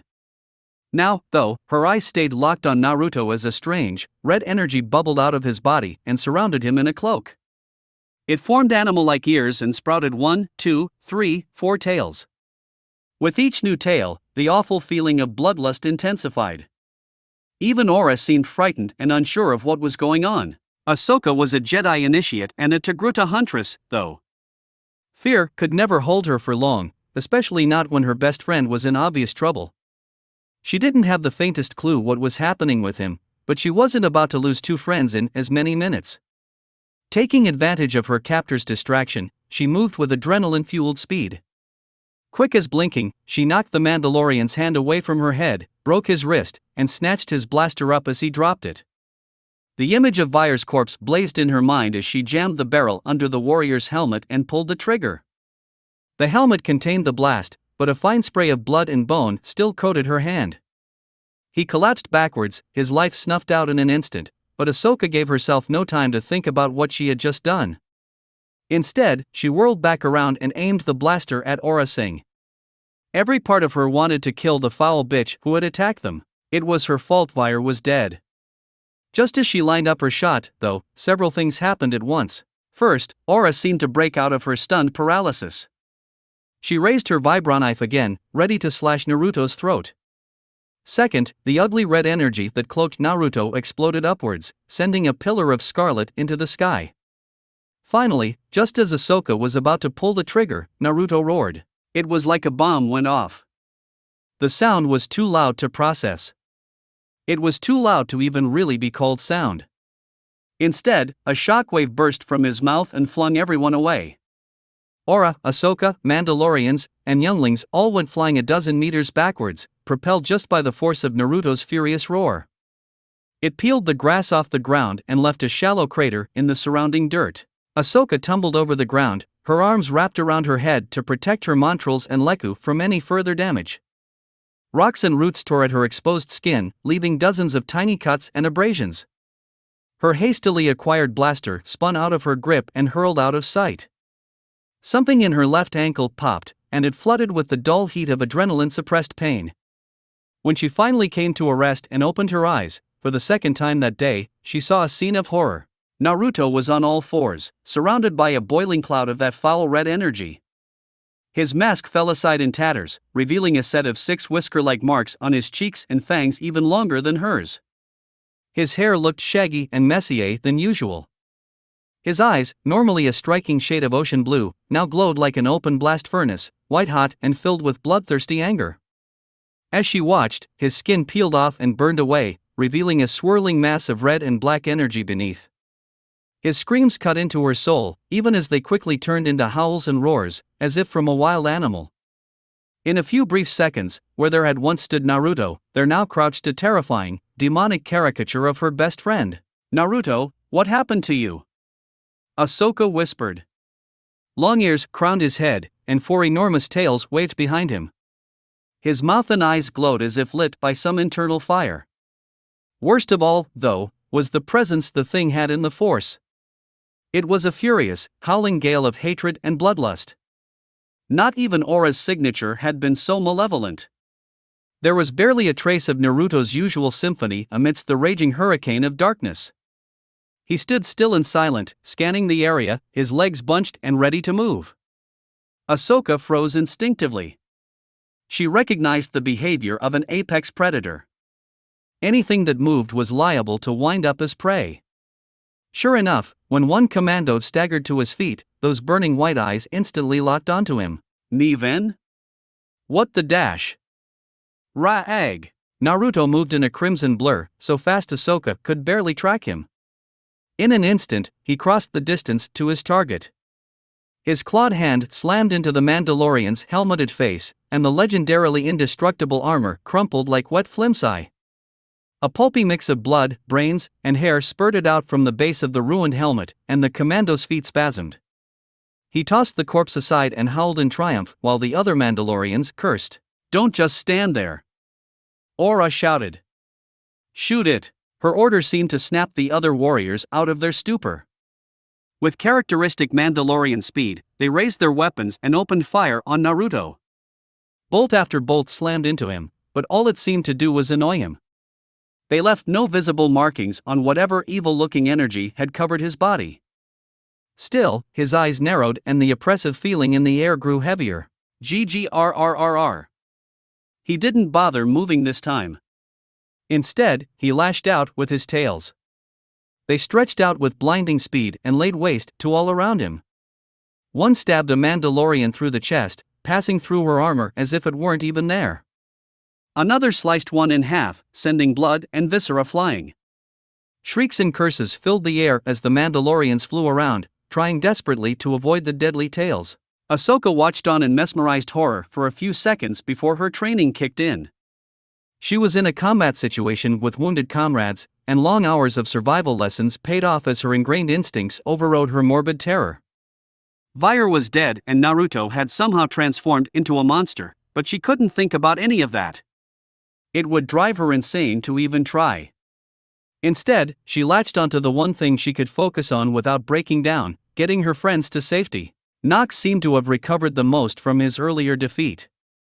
The mottled blue Nautolan was on his feet, staring slack-jawed at the carnage behind her. "Nox, we have to get out of here," she shouted, and gestured at the rest of their friends. Barriss and Galdos were too badly injured to move on their own, and Trilla was barely conscious. "Help me move them. Ahsoka, what's going on?" Vair and Naruto. "What dash?" "I don't know." Ahsoka shook her head, trying to dispel the image of Vair's limp body and Naruto's skin burning off. She had to stay rooted in the moment. Just help move them." With the Force on their side, it only took a few minutes to move Barriss, Galdos, and Trilla to shelter behind a fallen log. The whole time, the sounds of violence and death raged in the clearing. Though she tried not to look, Ahsoka still caught a few brief glimpses out of the corner of her eye. From what she saw, it looked like Naruto, or rather the monster Naruto had become, wasn't very smart. He, or it, she didn't know and wasn't sure she wanted to, just lashed out at whoever was nearest, with no thought or strategy beyond blind rage. The blows were deadly when they landed, but the Mandalorians seemed adept at dodging them. Mostly, though, she did her best to tune it out. Her primary focus was on making sure Galdos and Barriss didn't bleed to death. Both of them had passed out, and Galdos especially was in a bad way. His side was a shredded mess, and she was worried some of his air sacs may have ruptured. Her hands moved on autopilot, tearing Nox's cloak into bandages, packing Galdos's wound with cloth, and binding it with an impromptu dressing. All the while, her mind stayed numb and stalled. She felt like she was watching someone else work. It couldn't be her hands stained green and red with her friend's blood. It couldn't be her fingers tying a splint to Barriss's leg, just avoiding the jagged shard of bone sticking through her thigh. Just a few hours ago, she had been on the verge of fulfilling one of her lifelong dreams. Now, she was living in a nightmare. The roar of an incoming ship forced her attention back to her surroundings. When she looked up, one of the Comarque-class ships from before flew overhead. From its trajectory, it looked to have come from the direction of the wrecked crucible. As she watched, it opened fire on Naruto. Yellow bolts as thick as saplings peppered the ground and slammed into his body. His bestial, glowing red form vanished beneath a cloud of dust and smoke. Her heart skipped a beat as she saw the laser cannons send him tumbling across the ground. He plowed a furrow into the ground, but it only seemed to make him angrier. "Raya!" A deafening roar blew the dust away, just in time for Ahsoka to see one of Naruto's arms, now distorted into a vicious claw, stretch out nearly 200 meters and slam into the side of the ship. His punch cratered the hull plating and knocked the whole ship into a spin. 3 Mandalorians with jetpacks managed to jump out before the engines belched smoke and caught fire. The whole ship burst into flames as it spiraled out of the air and crashed into the ground. A fireball mushroomed 30 meters into the air, and Ahsoka could feel the heat sting against her eyes even from where she was crouched. 10 lives winked out of existence. Their last moments of pain and terror sounded like a hoarse scream in the Force. Naruto wasn't done, though. He crouched down and arced all 4 of his tails towards his mouth. For a moment nothing happened, and then Ahsoka felt power start to gather. In mere moments, it built into a blazing inferno in the Force. The air felt like syrup, and a leaden weight pressed down on her body. Around his tails, strange red and blue bubbles appeared out of thin air. With a start, Ahsoka recognized what they were. It's chakra, I'm sure of it. Pure chakra, but darker and more powerful than any I've ever felt. Not even Jiraiya can generate something this powerful. The bubbles of chakra swiftly coalesced into a meter-wide sphere of dark, dense energy. It shuddered for a moment, before collapsing inwards into an even denser sphere, a little larger than 2 fists put together. Whatever weight it had must have skyrocketed, because the ground beneath Naruto's feet shattered and compressed. He opened his fang-filled mouth as if to swallow the lump of chakra, and kept on opening it far past what should have been possible. With a horrible sound, like splintered wood, his face cracked and split open. Ahsoka shuddered at the sight of her best friend, however transformed, spreading his mutilated jaws nearly 180 degrees. With a sharp snap, he closed his mouth around the orb and gulped it down. A second later, she heard a dull thump, and his body expanded like a balloon. Somehow, he was still alive, and he reared back and faced the crashed fighter, along with most of the remaining Mandalorians. Aura seemed to realize what was about to happen a split second before everyone else. "Move!" She screamed and dove to one side. It was too late, however. Before any of the others could react, Naruto opened his mouth, and destruction poured forth. Ahsoka's senses gave up under the assault. The noise, the heat, the sheer power of whatever Naruto had just unleashed was too vast for her mind to even attempt to process. Light stabbed into her eyes, spikes of pressure lanced into her nostrils, and then everything became dark and silent. She felt the earth shake, and her bones vibrate, and the wind beat against her face. Her sight and hearing just shut down and hid until it was safe to go outside again. For a moment she thought perhaps she had died, but the continued ache of her wounds, her pummeled body crying out for rest, convinced her otherwise. Death wouldn't hurt so much. Gradually, she felt the world settle. The ground stopped trembling, and the air fell still. Slowly, reluctantly, her sight and hearing returned. The first thing she noticed was the absence of the sounds of battle. There was no blaster fire, no shouted orders or agonized screams. Instead, she heard the soft crackle of flames and some pained moaning. Her vision took a few seconds more to come into focus, but when it did, her jaw dropped. "Sith hells," she heard next to her. Nox's whispered curse was all the confirmation she needed that she wasn't hallucinating. Between them and Naruto, nothing much had changed. The ground was still windswept, cratered dirt. Beyond Naruto, though, was a vista of destruction. For a kilometer in front of him, maybe further, the forest was just gone. Whatever attack he'd unleashed had carved a trench, 5 meters deep and 20 meters wide, into the ground. The crashed Comarque fighter and Aura's personal ship were little more than smoldering slag. The second fighter was still intact, but one of its wings was scorched and warped from the thermal bloom. Trees burned on either side of the gash in the land. Ahsoka thought she spotted the remains of some of the Mandalorians scattered amidst the destruction. Pieces of armor, glowing red-hot, dotted the floor of the trench. The blast had obviously vaporized whatever bodies they had once protected, leaving only the nigh invulnerable metal. It was the most terrifying display of destruction Ahsoka had ever seen, and in front of it crouched Naruto, still monstrous and glowing. He looked no worse for having unleashed such a devastating attack. He wasn't the only thing left in the clearing, though. Aura Singh, along with 2 of the commandos, had avoided the blast. She recognized one of them as the leader, the same one who had shot Vair. The other wore red and black armor. She thought he may have come from the ship Naruto had struck down. All 3 seemed as stunned as she and Nox were. Naruto, however, didn't stop to admire his work. He attacked. Aura was closest to him, and thus his first target. It was a testament to her lightning-quick reactions that his first blow didn't take her head clean off her shoulders. The tips of his claws raked across her cheek instead, leaving deep, smoking wounds. She shrieked in a mix of shock and pain, and was too slow to avoid his next attack. With a loud, wet crunch, Naruto tore her left arm clean off at the elbow. Kaiōwa! Aura crumpled, clutching the bleeding stump of her arm. Her head would likely have come off next, were it not for the two large rockets that slammed into Naruto's face. The explosion sent him flying backwards, trailing smoke and fire. He was on his feet again in a flash, but for the two Mandalorians who had just shot him, it was enough time.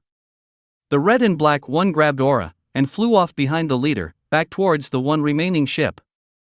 Naruto howled in frustration and extended another punch to knock them down, but they were too agile. In less than a minute, they had reached the ship. Before Naruto could catch up to them, it took off and rocketed into the sky. Within seconds, it had vanished. Rayaf! Naruto roared and raged and smashed the ground. His anger surged in the Force, a corrosive, visceral thing that prickled at Ahsoka's mind. She refused to let it deter her, though, and stepped out from behind the log and into the clearing. Naruto! Naruto, can you hear me? His head snapped around, and that awful, lambent gaze settled on her. His body language screamed predator, from the subtle tension in his legs to the coiled posture of his back. There was no recognition in those blank white eyes, nothing but rage and animal bloodlust. She did absolutely nothing. Carefully. Naruto, it's me. Ahsoka. Why, you can stop now, Naruto. Whatever this is, you can stop. It's over. For a moment, she thought he recognized her. She saw a flicker of something in his gaze. The barest hint of Naruto's usual presence sounded through the roaring of whatever he had become. For the briefest second, hope surged in her chest. Then one of his tails lashed out in a blur, and molten pain erupted in her stomach. Naruto didn't know where he was. He didn't know what was happening. Everything was dark, and he floated, barely aware, unsure even of who he was. There were sounds, but they were far away. His thoughts felt heavy, slow, as if encased in mud. A great weighted blanket pressed down in his mind, smothering everything. It took some time, minutes, hours, days, before he finally recognized what it was. Pain. Overwhelming pain. Not physical pain either, though that was most certainly present.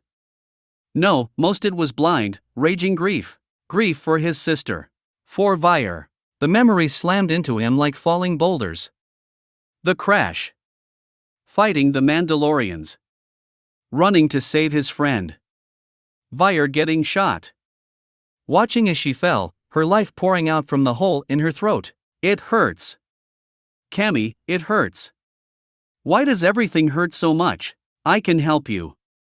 I can take the pain away. The deep, rumbling avalanche of a voice echoed in his mind. The darkness in front of him coalesced into the shape of the Kyuubi. Its eyes glowed like banked wildfires, and its lips parted in something that might be called a smile. Water flooded out of the cage, filling the tunnel. It lapped at his shins, and seemed to pull on him, trying to drag him down. You? What's going on? Why am I here? Naruto's thoughts were still scattered. He couldn't focus properly for more than a second before pain and grief took a sledgehammer to his concentration. You chose to be here. I told you this day would come. When you realized your own weakness and came to me for power. You are just like every other human, greedy and pathetic. The fox's words pounded into Naruto's mind like stakes, filling every corner of his thoughts for a moment. The water flowed out faster, and its pull increased. It took serious effort for him to gather his will and move beyond the booming echoes. I have to get out of here. Just putting that thought together left him exhausted, though. The thought of actually summoning up the will to escape his mind was absurd. Unbidden, Vair's face, pale and still, flashed in his mind. The lure of the water, of sweet, dark oblivion, called to him ever louder. Only sheer stubbornness kept him from surrendering to the pull and slipping back beneath its surface. Fool! Escape is pointless. Your friend is already dead. You failed her. You let her die. That's not true. It wasn't, was it? Ignoring the Kyuubi's words had never been this hard before. Naruto had always pushed them aside easily, like brushing away an annoying insect. Now, however, it felt like pulling fish hooks out of his brain. The words stuck in his mind, echoing long after they should have faded. Do not delude yourself.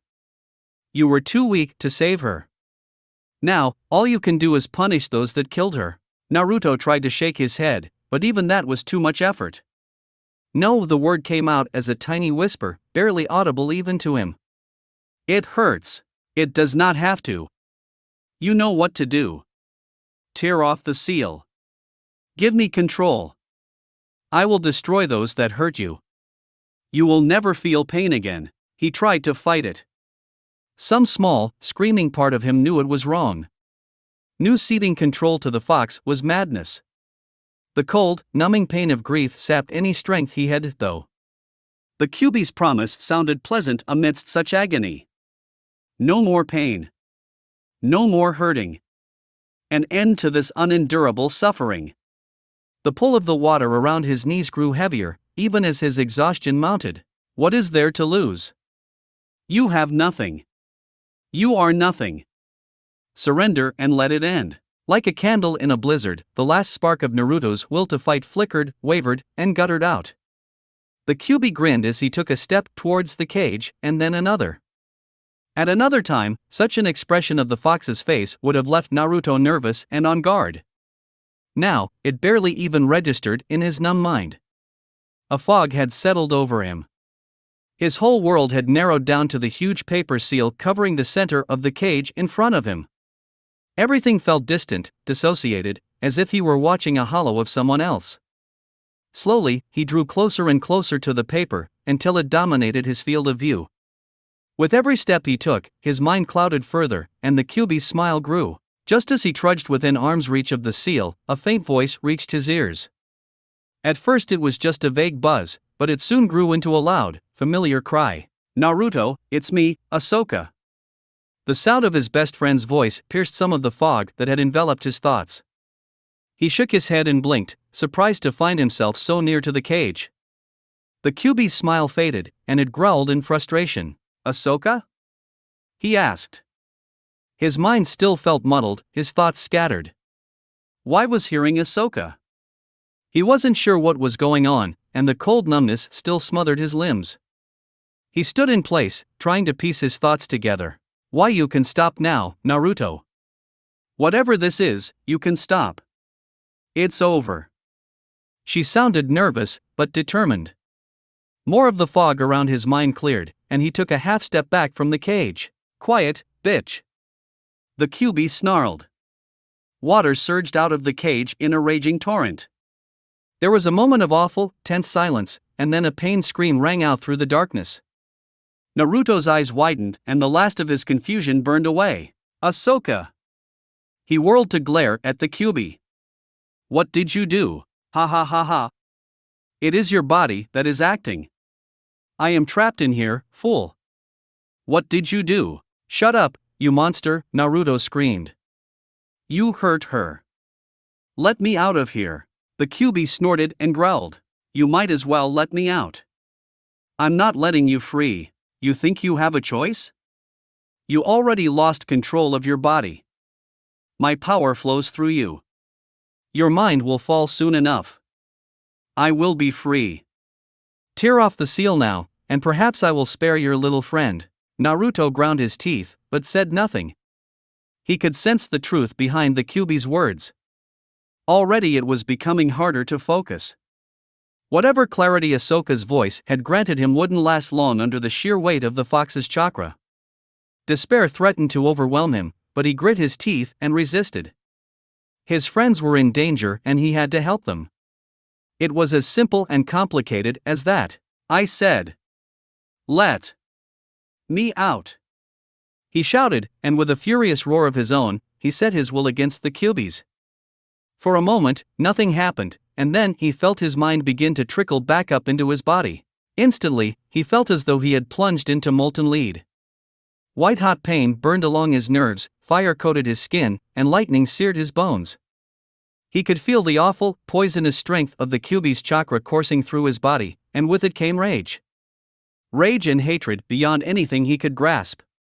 The sheer force of the fox's hate threatened to pound his will flat and crush his mind into powder. Just moving against it was like trying to run waist deep in mud. It bore down on him with the weight of an ocean, and then it got worse. Naruto felt when the Kyuubi started fighting against him.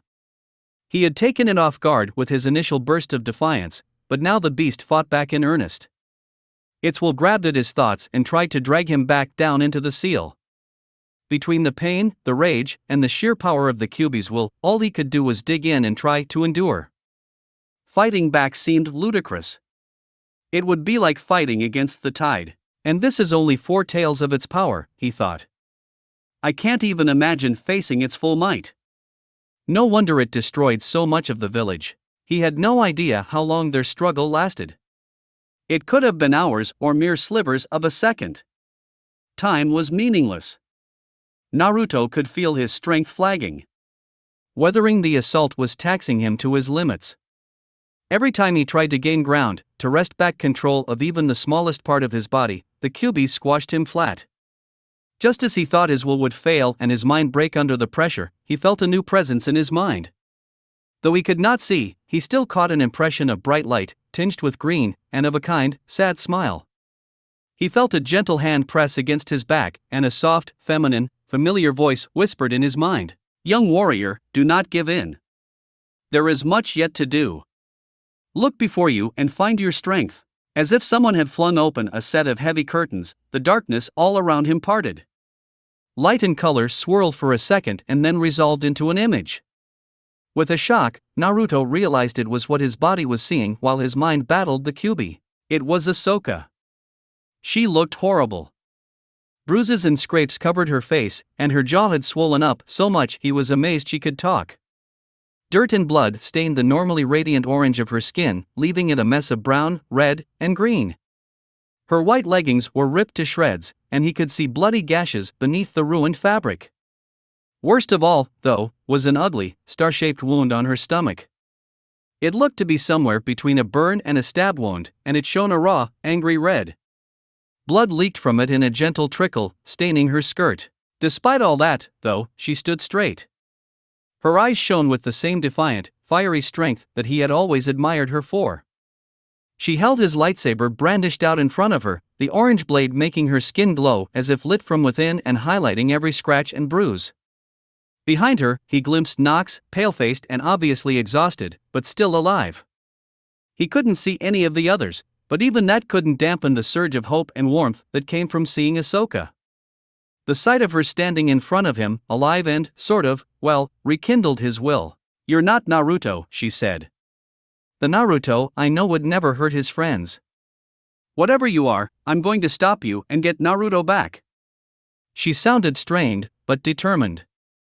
At her words, Naruto felt a surge of affection well up within him, accompanied by an equally strong resolve to protect his friends. It blazed in him like a star, and burned away his exhaustion, his despair, and his overwhelming grief at Vair's death. There was no time for those things now. They would be back later, if that he was certain, but for now, he had people to protect. There.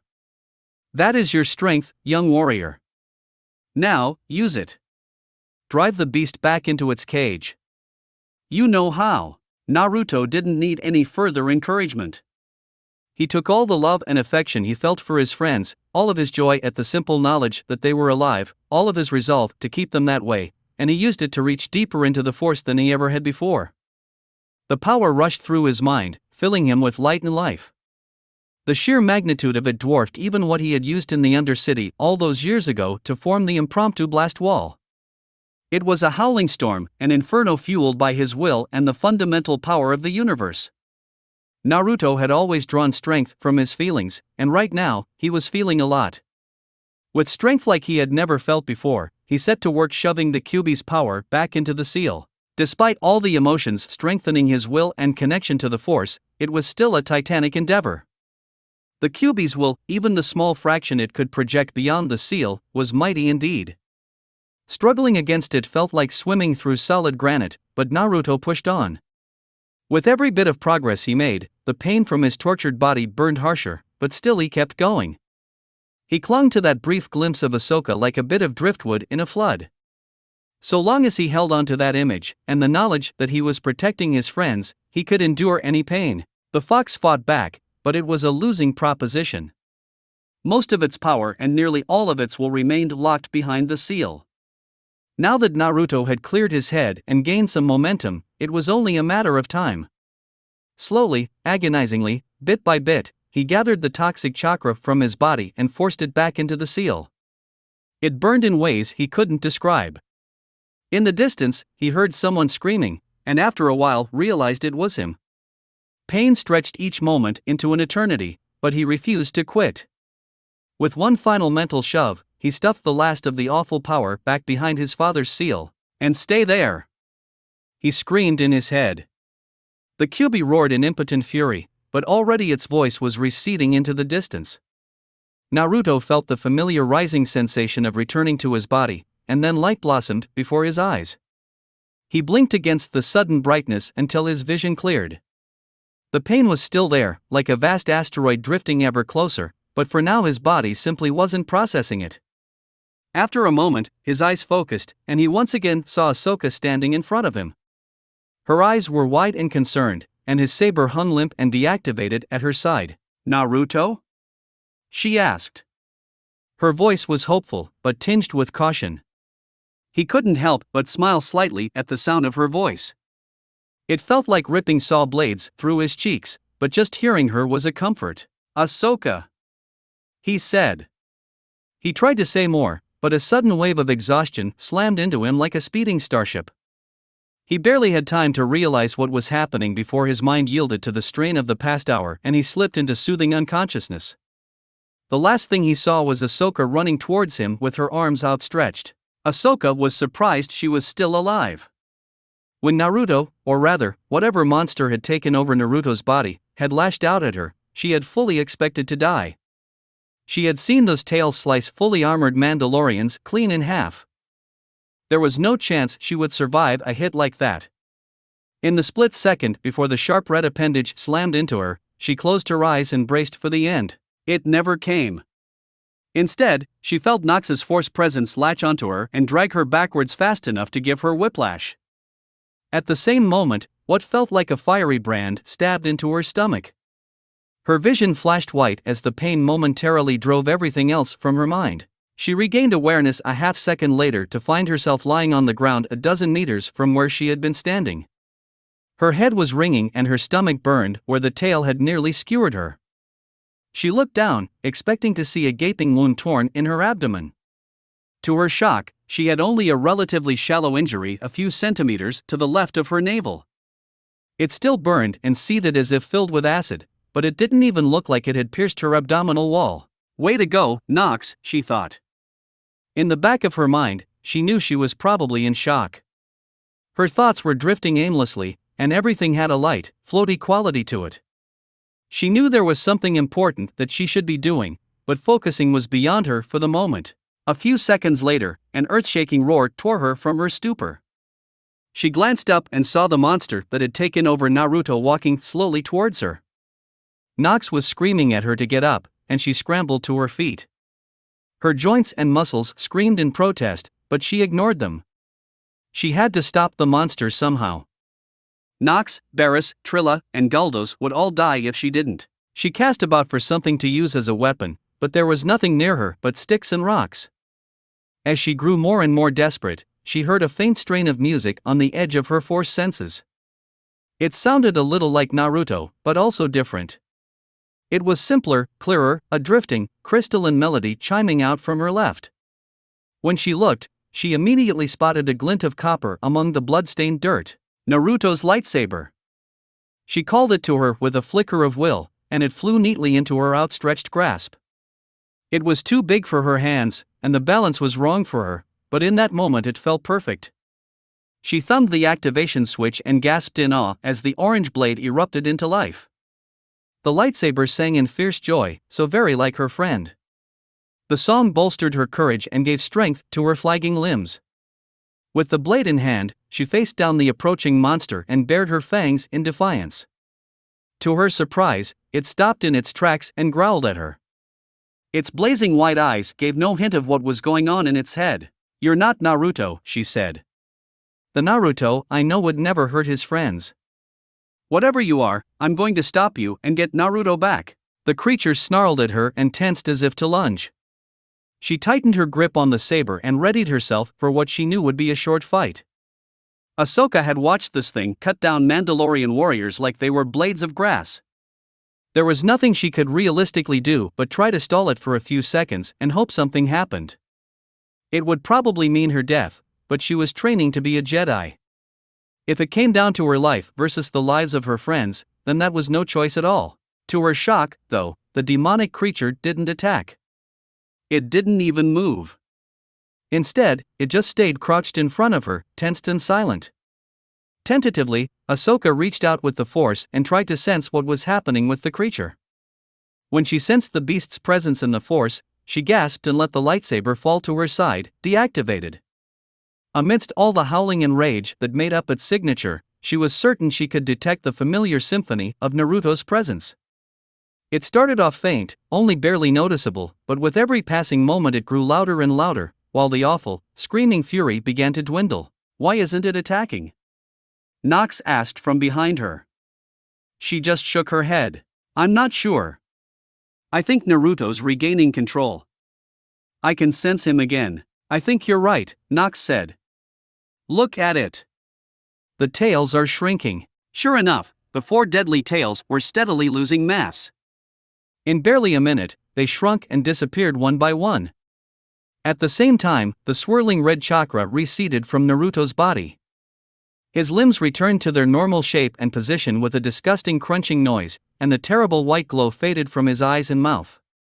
The low growls faded, only to be replaced by a steadily increasing scream.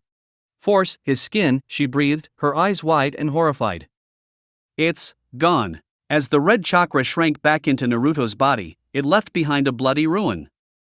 Nearly all the skin beneath it had simply burned away, leaving raw, exposed flesh and muscle tissue.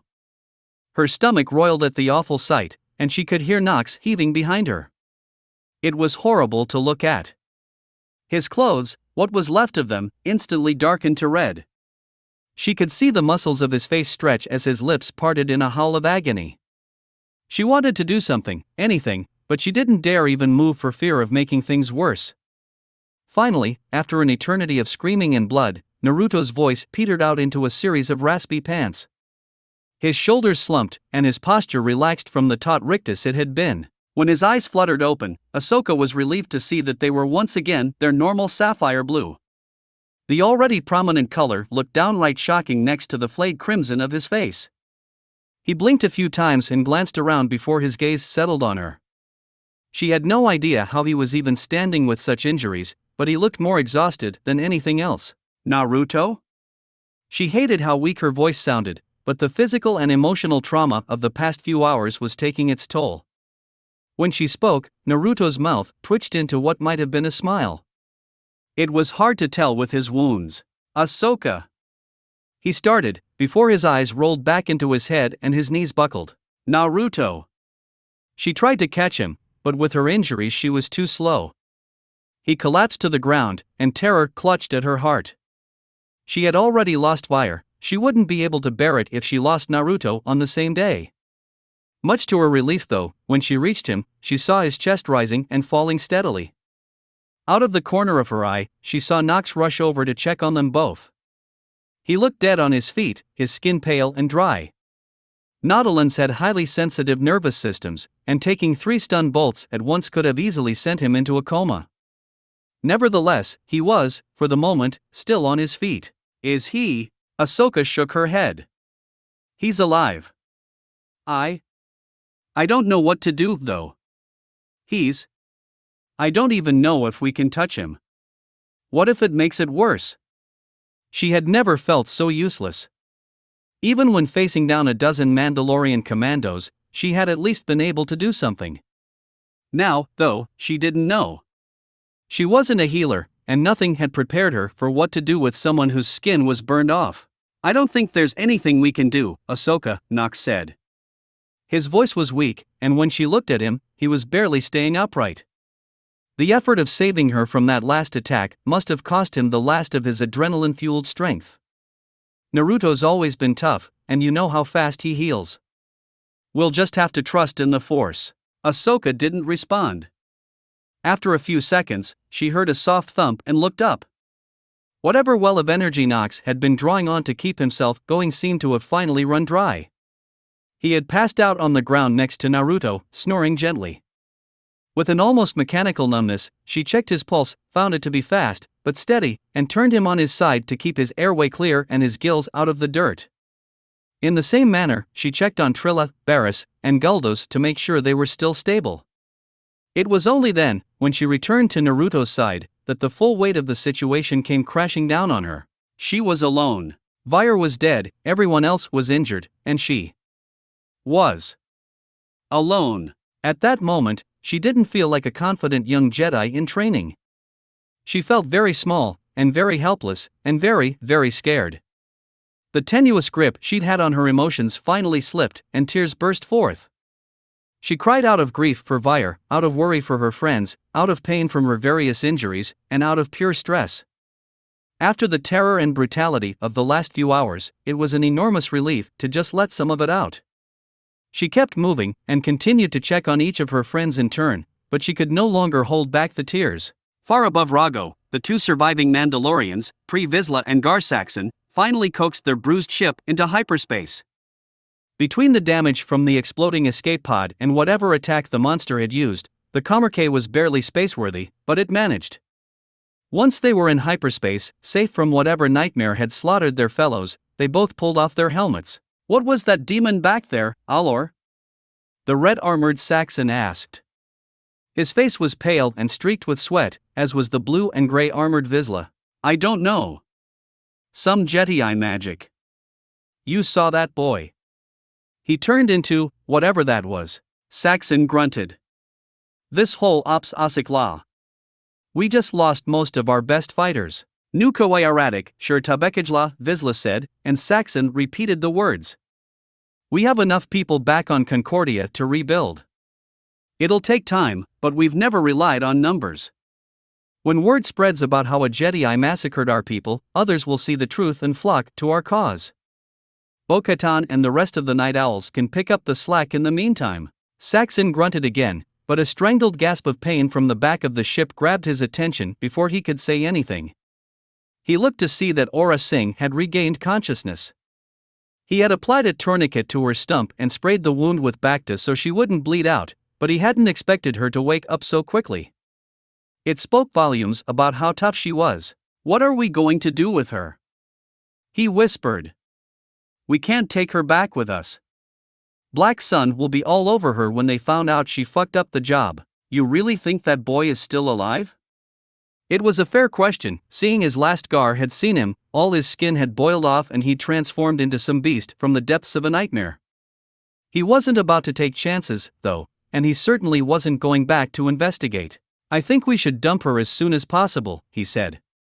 He would have suggested they kill her, but he didn't want to become the target of Black Sun's displeasure himself. Before he could come up with an alternative, though, he felt something tug on his blaster. It flew out of his holster faster than he could react and spun straight into the outstretched hand of Aura Singh.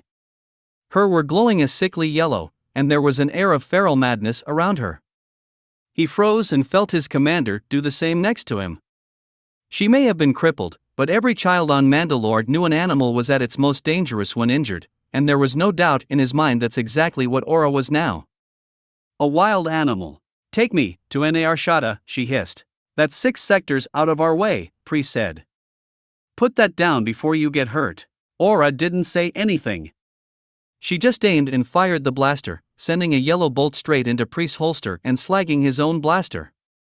It erupted in a shower of sparks, and he swore and ripped it off. Harchak! You crazy Shabir. Her expression never changed.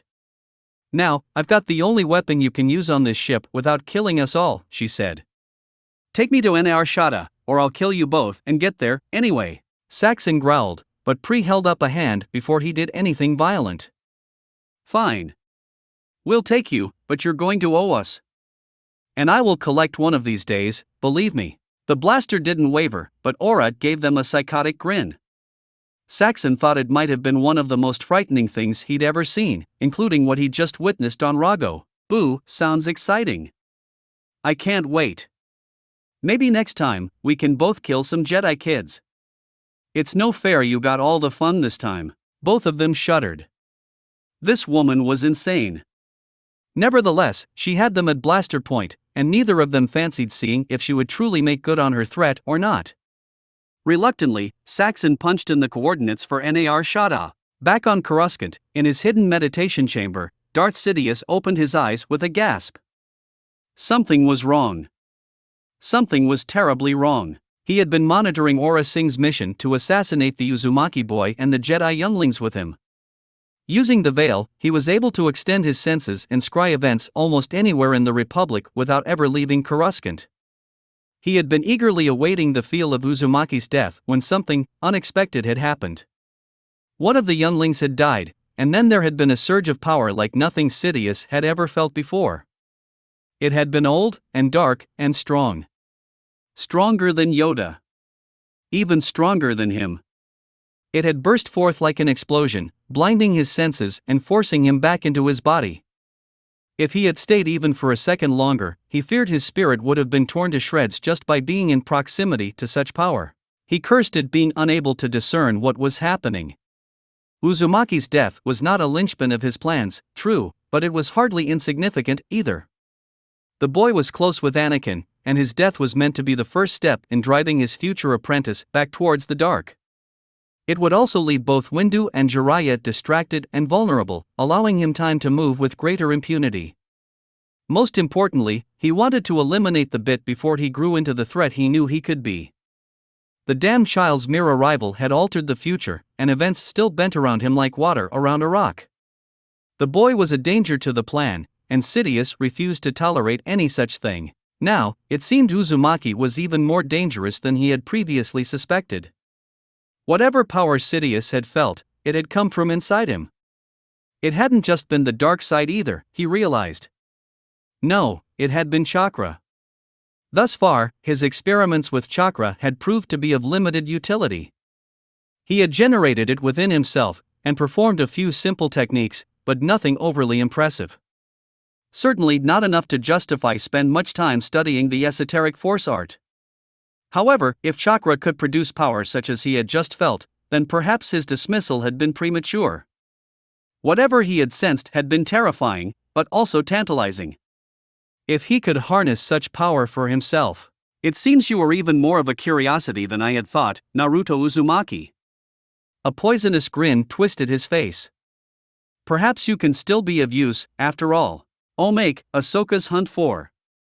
The morning of her hunt, Ahsoka rose before the sun, so as not to waste useful light. She packed her kit, ate a quick meal of dried meat, and waited for the dawn alongside Master T. When the first rays of light stole over the horizon, she got up and bowed to the older woman. May the Force be with you, Ahsoka, Shok said. I'll see you in a few days. I'll make you proud, Master. I promise. With that, she headed out into the forest in search of prey. As it turned out, she had made the right decision in keeping to the woods. Not even 2 hours had passed before she picked up a Lursa trail. Judging by the size of the hoofprints, as big as her splayed hand, and their depth, it was a good-sized specimen too. The tracks were a few days old, but still easy to follow. Smiling at her good fortune, she set about tracking down the Lursu. The beast had a good head start on her, and it took her until late the next morning before she finally laid eyes on her quarry. The Lursu was a young bull, with 6 legs and a muscled, barrel-shaped body. Its neck was short, and its head was long, with a pointed snout and wide, flaring nostrils. Even with its short neck, it stood half a head taller than her, with short, yellow fur, dappled with brown and blue. 3 long scars traced their way over its rear haunches, evidence of a near miss with some large predator, perhaps even in a cool. Best of all were its antlers. Even for a Lursu of such size, they were magnificent. They rose from its skull and formed an intricate, interlocking helmet of forked bone, ideal for both protecting its head during territorial disputes and attracting a mate. Sadly for this Lursu, it would never have the chance to do either. Slowly, and in total silence, she moved from shadow to shadow. Her stealth training, along with her natural camouflage and Naruto's tips on moving through a forest, ensured that her prey remained completely unaware of her presence as she crept into position. In just a few minutes, she had hidden herself behind a tree just 10 meters from where the Lursu was grazing on a berry bush. She pulled one spear off her back and took a deep breath to center herself. All distractions faded away, from the itch under her right leg to the sound of birds chirping in the trees. There was nothing but her weapon, and her prey. Using her mantrals, she could tell where the Lursu was even without looking at it. In her mind, she pictured the throw, going over every detail, every angle, until she could visualize as clearly as if watching it before her. Patience rarely comes easily to her, but this was different. This was hunting. It was in her blood, and it required nothing less than perfection. Only then, when she knew beyond any doubt what the outcome would be, did she move. In a single, fluid motion, she stepped out from behind the tree, drew back her arm, sighted the Lursu, and threw the spear. It took less than a second. The moment she let go, she knew it was a good throw. Sure enough, her spear raced through the air and buried itself right between where its front and middle legs joined its torso, sinking deep into its heart. A perfect shot. The Lursu jerked and took off in a run, desperate to escape the sudden attack. It didn't make it 100 meters before it stumbled and fell, though. Ahsoka took off after, knife ready to put it out of its misery, but it proved unnecessary.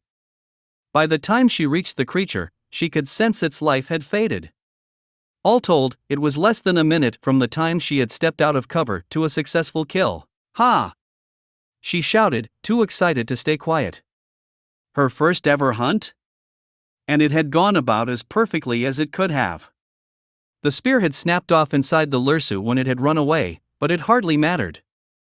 She had her prize, now all that remained was getting it back to camp. First, she gutted her kill to preserve the meat and lighten the load, keeping only the heart and liver. From there, she fashioned an impromptu sled out of branches bound with cord from her kit. Much like her spears, it was crude, but effective.